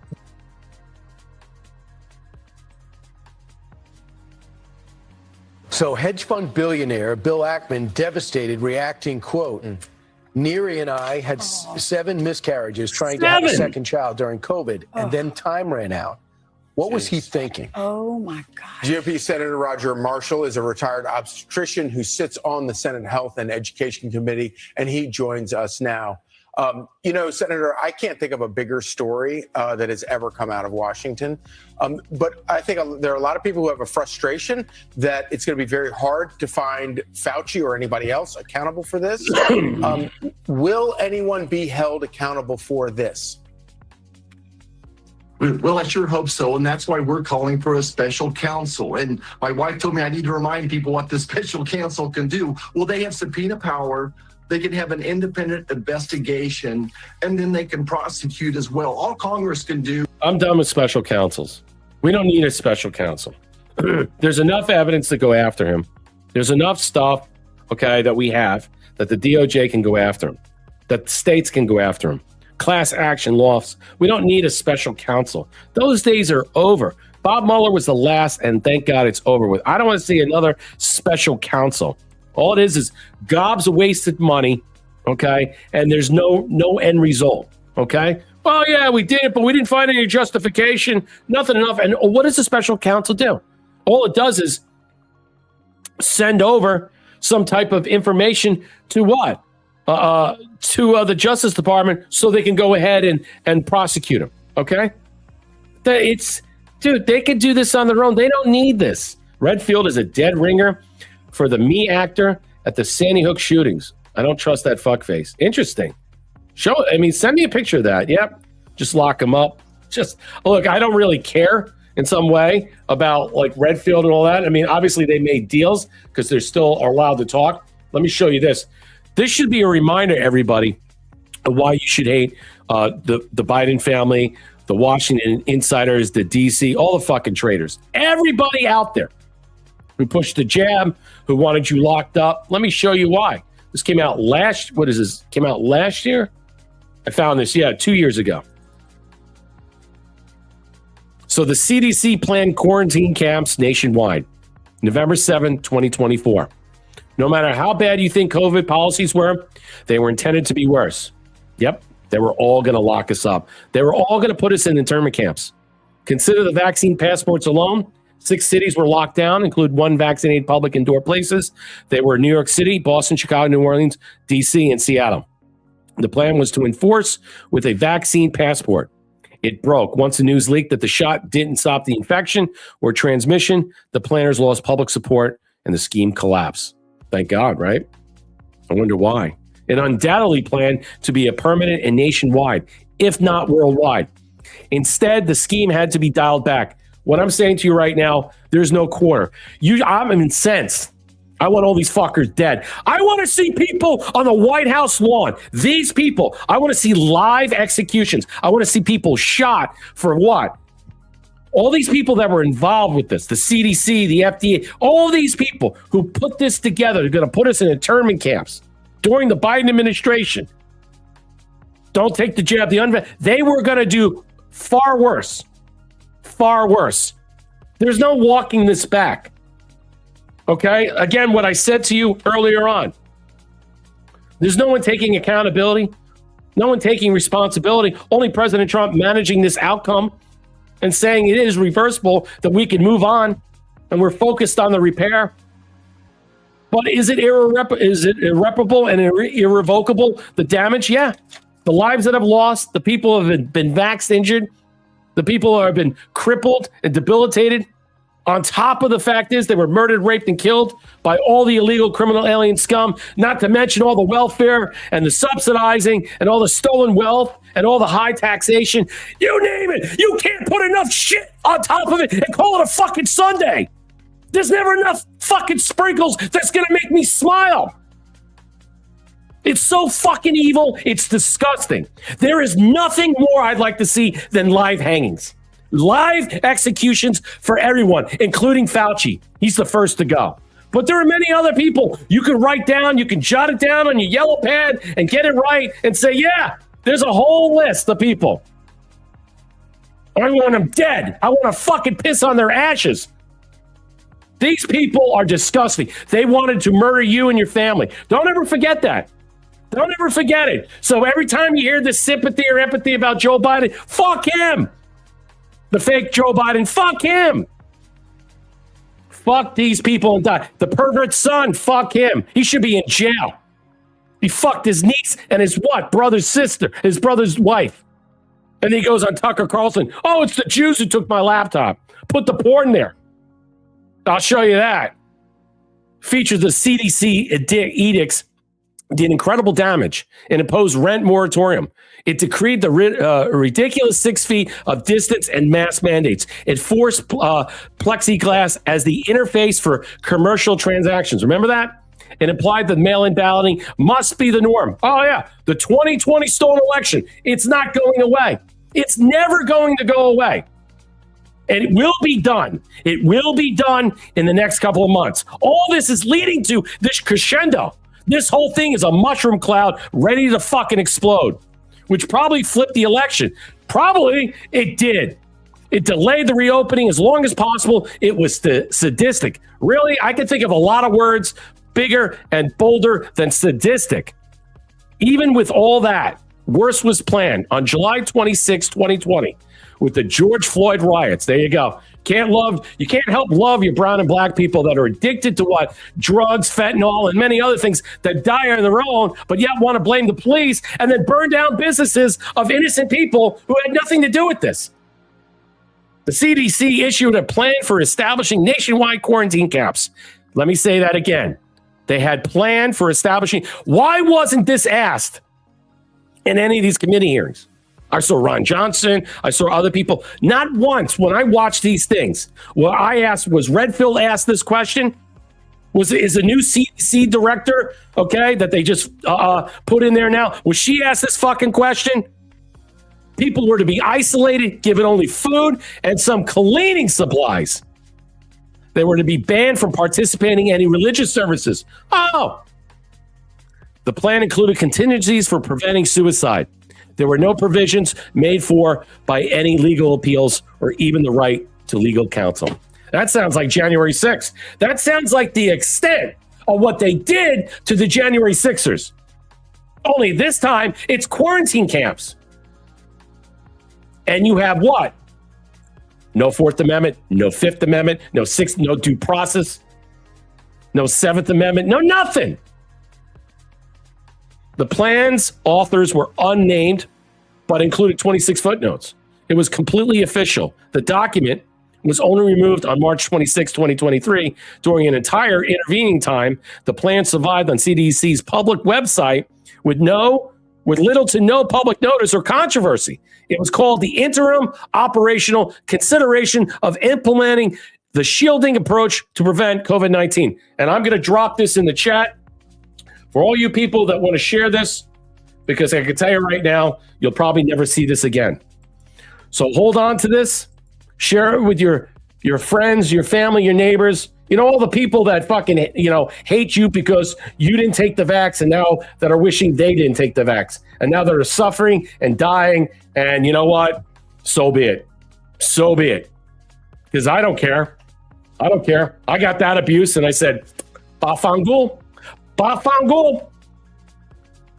Hey, I don't have to come to your house to cook your food and do all this stuff. I don't have to do this because you'll be dead. So take your vax. I'll see you in another life. Going through that shit. Remember what they did to you. Remember what they did to your family. Remember that. 5 funerals. Remember that, ladies and gentlemen. 5 fucking funerals. Remember this. Keep this in the back of your mind. Hold this up, okay? Like it's a certain lost part of the Bible.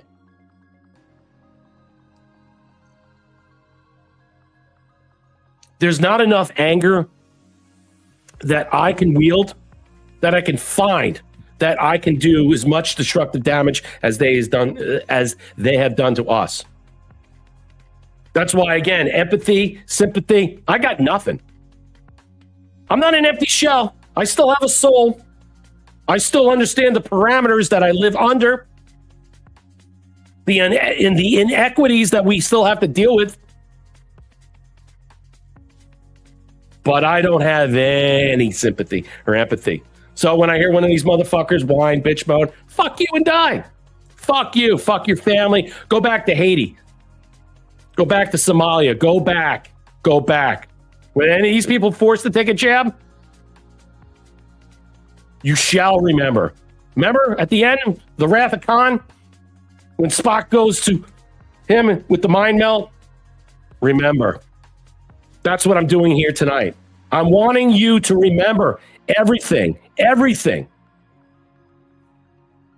In the end, it has to be only this way, because there's no walking this back. There's no saying, hey, well, we can, we give an inch, we give a mile. No.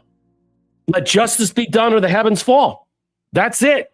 That's it. I don't care what comes in the interim, but these people need to be held accountable. They need to suffer, and they need to be what? Face justice, whatever that is. Firing squad, hanging. I don't fucking care. Let me be the guy that flipped the switch. I will pay $1,000 to watch pay-per-view from Gitmo. Make it a national treasure for Americans to hear about it on an emergency broadcast system or emergency management system, an EAS. I don't fucking care. We need to hear this. Here's another thing that's out here. Now, take this with a grain of salt. I'm not going to run long tonight. So I know a lot of people like, whatever. Yep, no sympathy at all. They all got to go. Good. When you have that in your head, Mountain Ninja, when you keep that in your mind, you should not have any sympathy or empathy. There are people out there that are hunting you. They want you dead. You have monsters that are roaming the countryside still, and it's quite okay. But yet we're told by the FBI, here we are. And again, they put out these statistics. I know that's good around the election time, and I know this is good in some way. Whether you believe it or not, that's kind of like, okay, maybe it is, maybe it isn't. Okay, but I still see people getting whacked and killed in front of their homes, women raped and assaulted. So yeah, is it everywhere? No, but I find it interesting. Newark, New Jersey, area's largest drops in homicide. Okay, from 2025 to 2026, 64%. Newark, New Jersey. Raleigh, North Carolina. I find that hard to believe because Charlotte is on fire. I don't know what the fuck is going on there in Charlotte, but it's a bastion of sick and twisted brown and black people raping women left and right, which we know, and accosting women, murdering women. Seems to be the thing. How about this one? Maryland, Blue City Fiefdom. Do you believe 60% of the crime murder rate is down? How about Arlington, Texas? Okay. Aurora, Colorado, 58%. Who's from Colorado? I know you, Thea. You're out there. Suffolk County, New York, 58%. Boston, 52%. Miami, 50%. Now, DeSantis came out. He said Miami, Orlando, and Tampa have Massive drops in decline of murder rate. Really? Well, I just saw something in Pinellas County yesterday, okay, with a murder-suicide by a former law enforcement officer. Memphis, look at this, 47%. And look, maybe it is. I mean, the decline now spans 2 presidencies. It began falling on the Biden, which I didn't believe at all. I mean, come on. After the pandemic-era surge, it's kept dropping under President Trump. Trump came into office casting America as being overrun by crime. It was. And that decline has continued. Okay, maybe, National Guard in a lot of these areas, D.C., Memphis. Okay. Homicides fell 17.2%. Robberies dropped 16.6%. Rapes declined 6.2%. Aggravated assaults, 5.7%. Okay.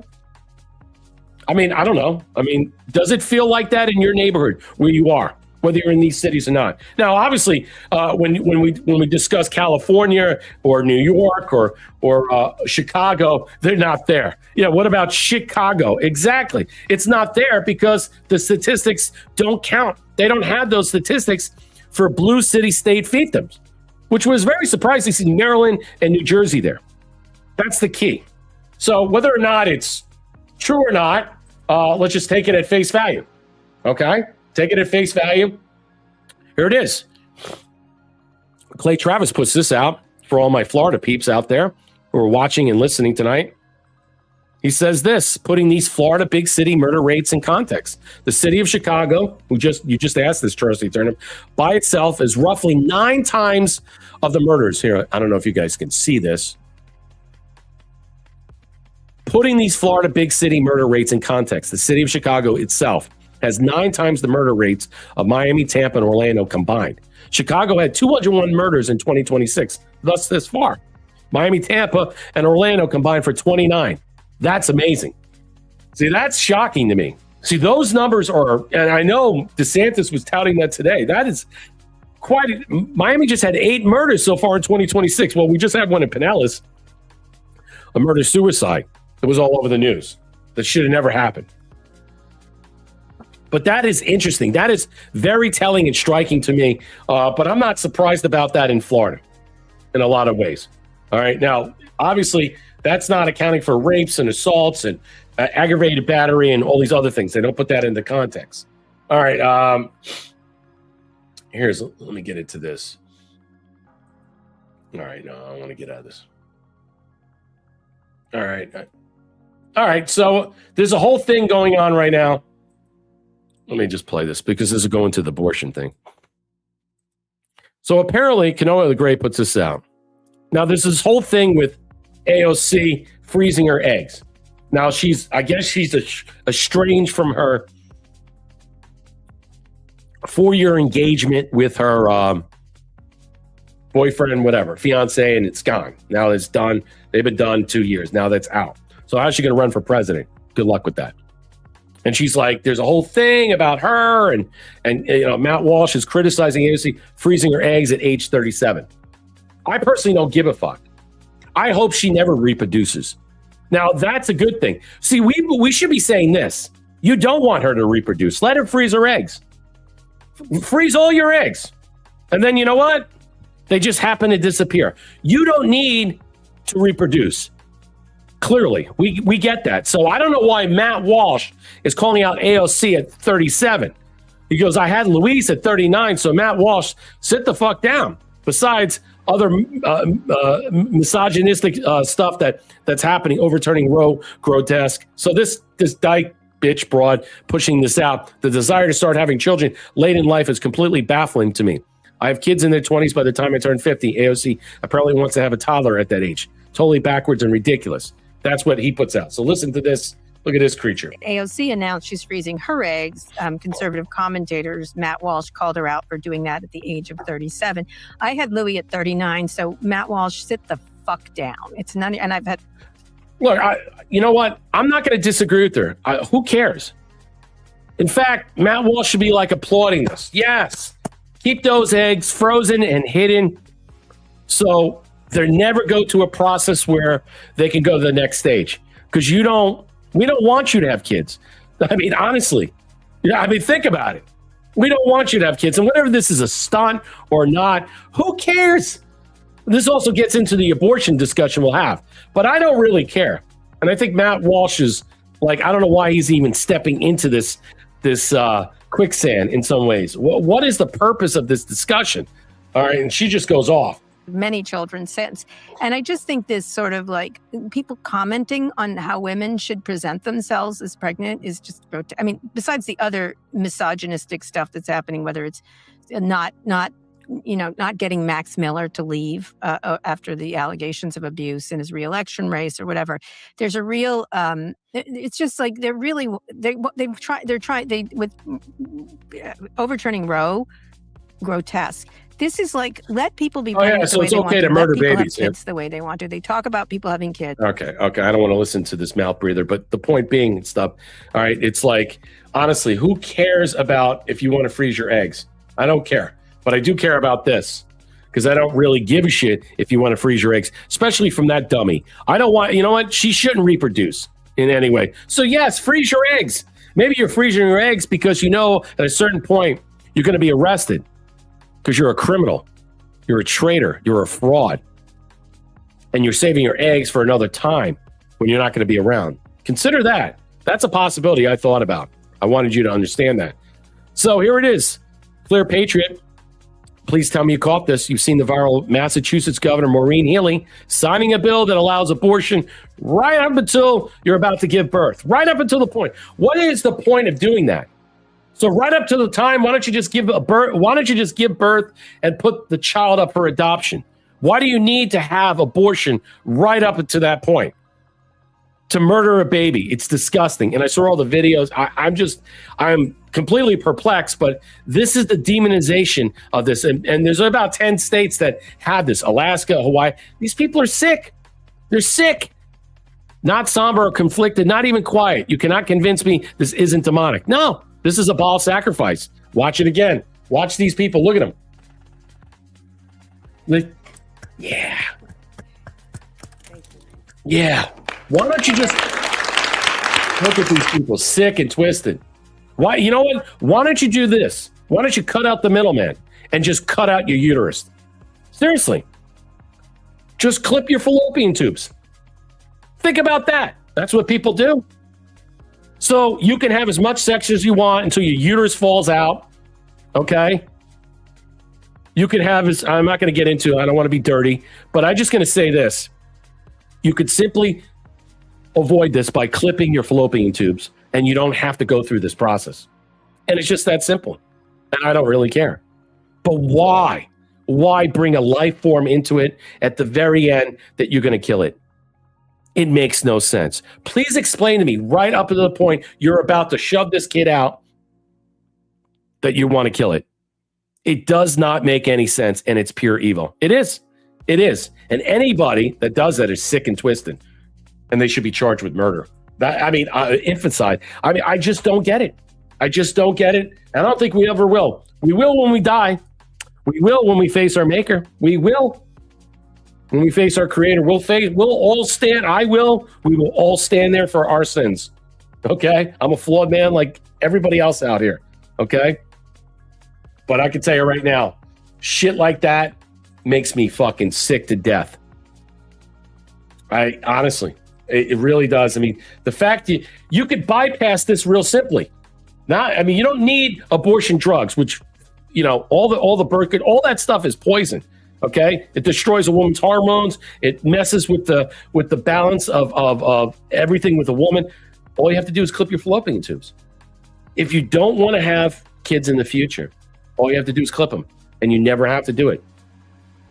Same thing with men,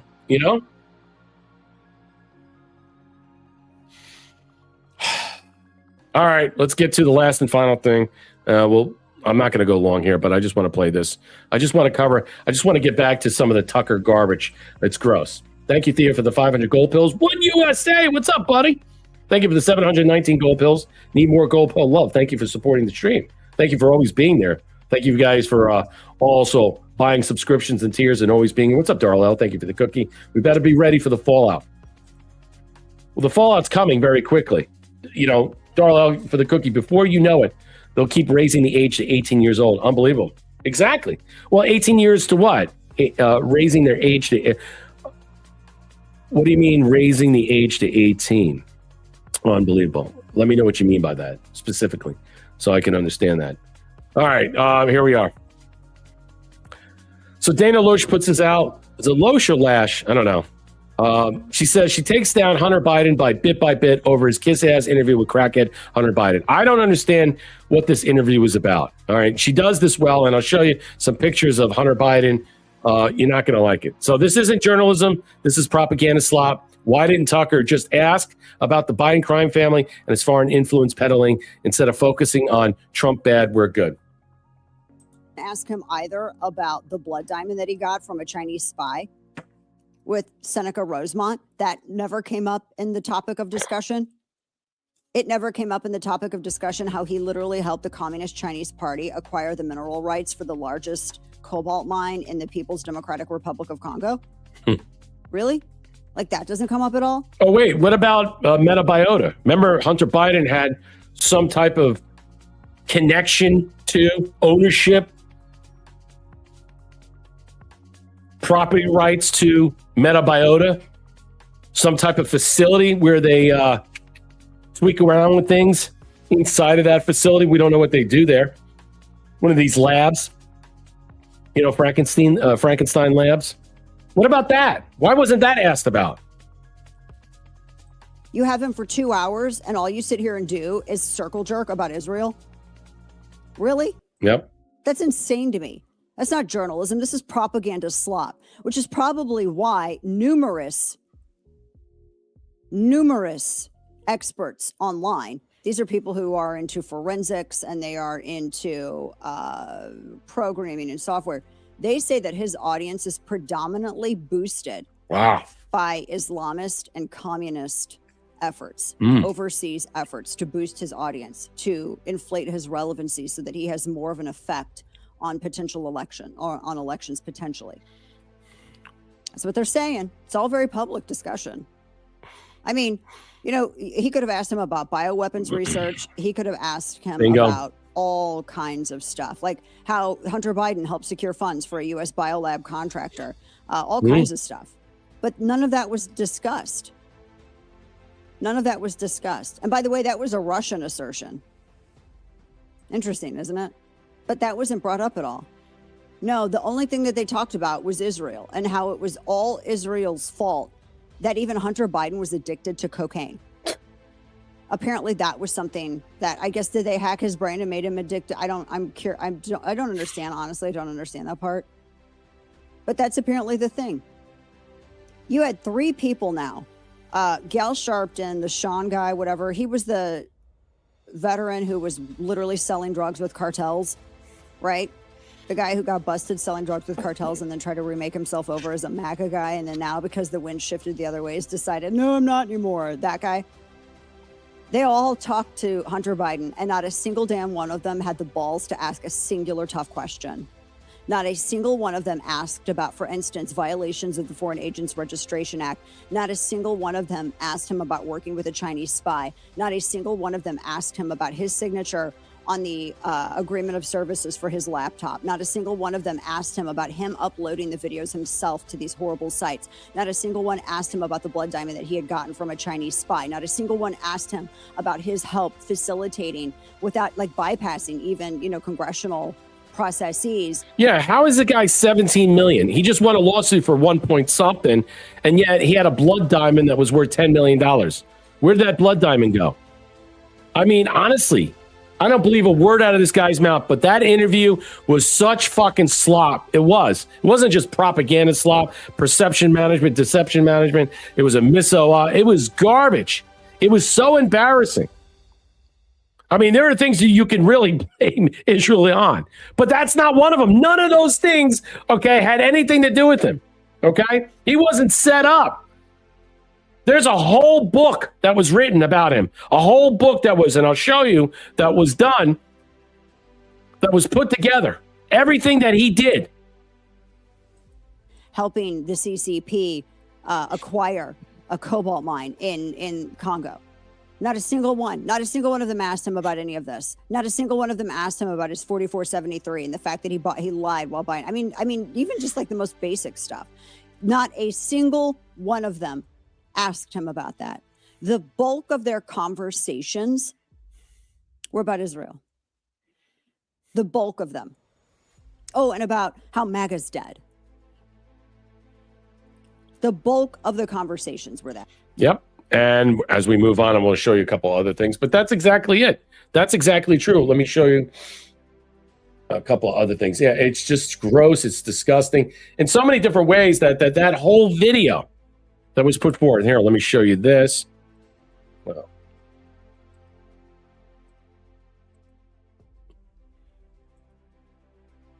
this comes up from Kanoa the Great. This is exactly what we're talking about. Like in some way. Here it is. Here's that book that was put together. I forget the guy's name. Marco Polo put this together. There it is. Of all the things he did with his family, himself, with all the sexual perversions, all the stuff, his connections on the Biden laptop. Everything that's in there, but it's Israel's fault. Tucker Carlson is not a serious journalist. He's a fraud, and you can see that he's been perpetrating to be something that he's not. He's showing who he is now, and it's sad in some ways. Okay, it's very sad in some ways because at one point he sounded intelligent enough to convey a certain narrative, and that narrative obviously was propaganda because A, he didn't believe it. B, he was only espousing it for certain different types of people out there, to suck people in to believe that, hey, look, this is really me, and that's what I believe. And in reality, it was complete opposite. You know, he was towing a line in an arrow. Now we can understand why he was fired from Fox News. And it's ugly. Here it is, and I'll show you Clear Patriot, and then we'll dip out. So Clear Patriot puts this out. Here it is. Hunter Biden has now worn the same exact blue shirt, denim, at least 6 different podcasts. Now, this is an interesting factoid. Why is that? Wide Awake, Armchair Expert, Candace Owens, Sean Ryan Tucker, Benny Blanco, and many more. Is Hunter trying to sell us some super secret message? Is this an embarrassment ritual? Is this a uniform, a superstition, or is he just not doing laundry? What do you think? What is that? It's the same fucking shirt. Look at this. People are like, yeah, that's his prison garb. Same blue denim shirt, podcast appearances. It's an odd thing, don't you think? What's your thoughts out there? Let me know in the chat. Don't be quiet. Let me know. I mean, it's just odd, right? It does look like blue denim that you would wear at some type of prison facility. Ugly as fuck, but I don't understand why. I don't understand why that is that he's wearing the same thing. And whether it is that type of a reality in some way that people are just posting that. And here's for our, let's just say our, I don't know if anybody saw this, but I saw this. And of course, everybody's like, wow, Israel did this to her. All right, whatever. So U.S. Rep. Lauren Boebert's son was arrested, faces charges of sexual exploitation. Wow. Of a minor. It's a young kid. It's not good. U.S. Rep. Lauren Boebert's son, Tyre Boebert, has been arrested and accused of recording and sharing a video depicting himself having intercourse with a minor. This case originated in Garfield County in western Colorado and was filed Thursday. Tyler Boebert, 21, is accused of 5 counts in total. 3 charges of sexual exploitation of a child and 2 counts of contributing to the delinquency of a minor. All of the charges and felonies are alleged to have happened in 2024. He's accused of having sexual intercourse with a 17-year-old girl when he was 18, according to Tyler Boebert's arrest affidavit, written by investigators. Now, the statutory is 17 in Colorado. He was 18. Is this a big deal? It was his girlfriend. Can this be explained? Is this a big deal? So he had sex with someone that's a year younger than him. In a statement, Boebert, the congresswoman, said she takes allegations against her son very seriously. I love my son. We take these allegations seriously for everyone. The police first report investigating the incident. You know, the problem with these people, these young kids, why are you recording this shit? What is it? Why is it there a fantasy of you recording your sexual exploits?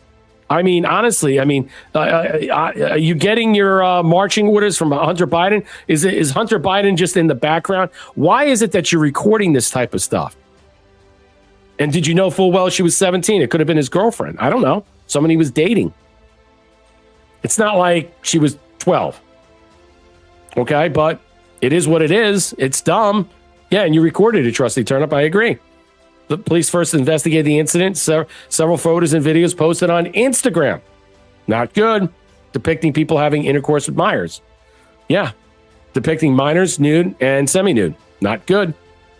If she was 18, I think there's still other things, but it wouldn't be as bad. The arrest affidavit is nearly 50 pages long, details the police, but putting this shit on Instagram, seriously, TikTok, 6 other people facing charges in connection with the incident. Tyler Bobbitt arrested Sunday, $10,000 bond. The investigation into the incident is ongoing. He has been cited twice on misdemeanor child abuse charges, accordingly. Most recently, in February, Tyler Bobbitt's 2-year-old son wandered away from his mother's home while he was allegedly watching the child. He was scheduled to appear in Garfield. The more serious charge of sexual exploitation of a child, Class D felony, carries a sentence range of 4 to 12 years in prison, $3,000 to $750,000 fine, mandatory sex offender registration. That's not good. Boebert and the Republican congressman was elected to the House. Oh, son's got some issues. Can't take care of his own kid. And, I don't know what fool got those pictures out there posted, but obviously you're not thinking with the right head, the wrong head, and you're doing stupid things. You don't put this shit online, especially with today's society. I mean, honestly, who does that stuff? And you wonder why people get caught with stupid things. They play the stupid games and they get busted. And that's a sad reality that this kid is now going to face. Now, look, whether it's his girlfriend or his baby mama or somebody, why are you posting that? Why are you sharing that? It's like if you're in a relationship, why are you sharing your sexual exploits online? You shouldn't be doing that at all. It's like, see, that's the problem I have with the global homo agenda, the homosexuality, and the trans agenda. They push this shit in your face. They push it all over, and they want you to see these sex exploits. I don't want to see that either. It's no different from that. I don't want to see that either. I don't want to see it. All right? And I think, what happened in some way, play stupid games with stupid prizes. It's unfortunate that he's now going to, he's going to face the piper here. It's not good. Doesn't look good for Lauren Boebert in any way. I just released the pill, so hopefully you guys will get that. Let me see if it's going to come out.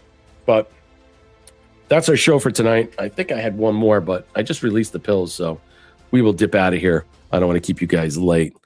Where are the pills? Are they not coming? Did the pills not come? Let me see.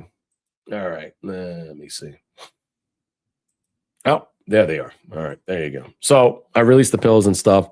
That's our show for tonight. It's a drop in the homicide rate with indicating how accelerated it is since the illegal invasion came. Percentage drops are misleading. Yeah, that's what I was saying. Thank you, Hogleg71, for the cookie. Great show, Brett. Some of the best chat of the best chat. Yeah, there was a lot of good conversation in here. We had some good yesterday, too. The chat really gets engaged with a lot of things, and I try to really sit there and speak to you guys a lot. Yeah, I don't, that's what I'm saying, Mountain Ninja. I don't necessarily trust these certain percentages out there with this. I mean, it's just hard to tell. You got to consider who's, basically putting this research data together. I mean, we saw what happened in D.C. With the chief of police that was fired in collecting the data because of all that stuff and about the homicide rates and saying it was low and they didn't have that and really what the crime rate was higher. So I'm always wondering where we stand with that. We don't even know what it is in California. Think about it in New York and many other different parts. I have no idea. None. Okay. I'd like to see that. Again, you also have to consider, how about the rates, which they don't cover? Okay. They don't have all the illegals. Okay. Crime rate statistics. You know that, right? They don't measure that. They just measure murder, rape, assault, aggravated assaults, robberies, homicide, all these different things. But they don't measure who's doing this. And obviously, when they do put it, they just say it's white. It's all white people just murdering and raping and killing people, even though they're black or brown or Hispanic. And that's, again, it's all. I don't know if it's a distraction, a divertisement. I'm very weary of what I believe. Well, that's our show for tonight. So the Rise Trifecta will return on Wednesday. Have a great evening, guys. It was good to do a show with you guys tonight on Tuesday. We'll see you on Wednesday. Have a good night.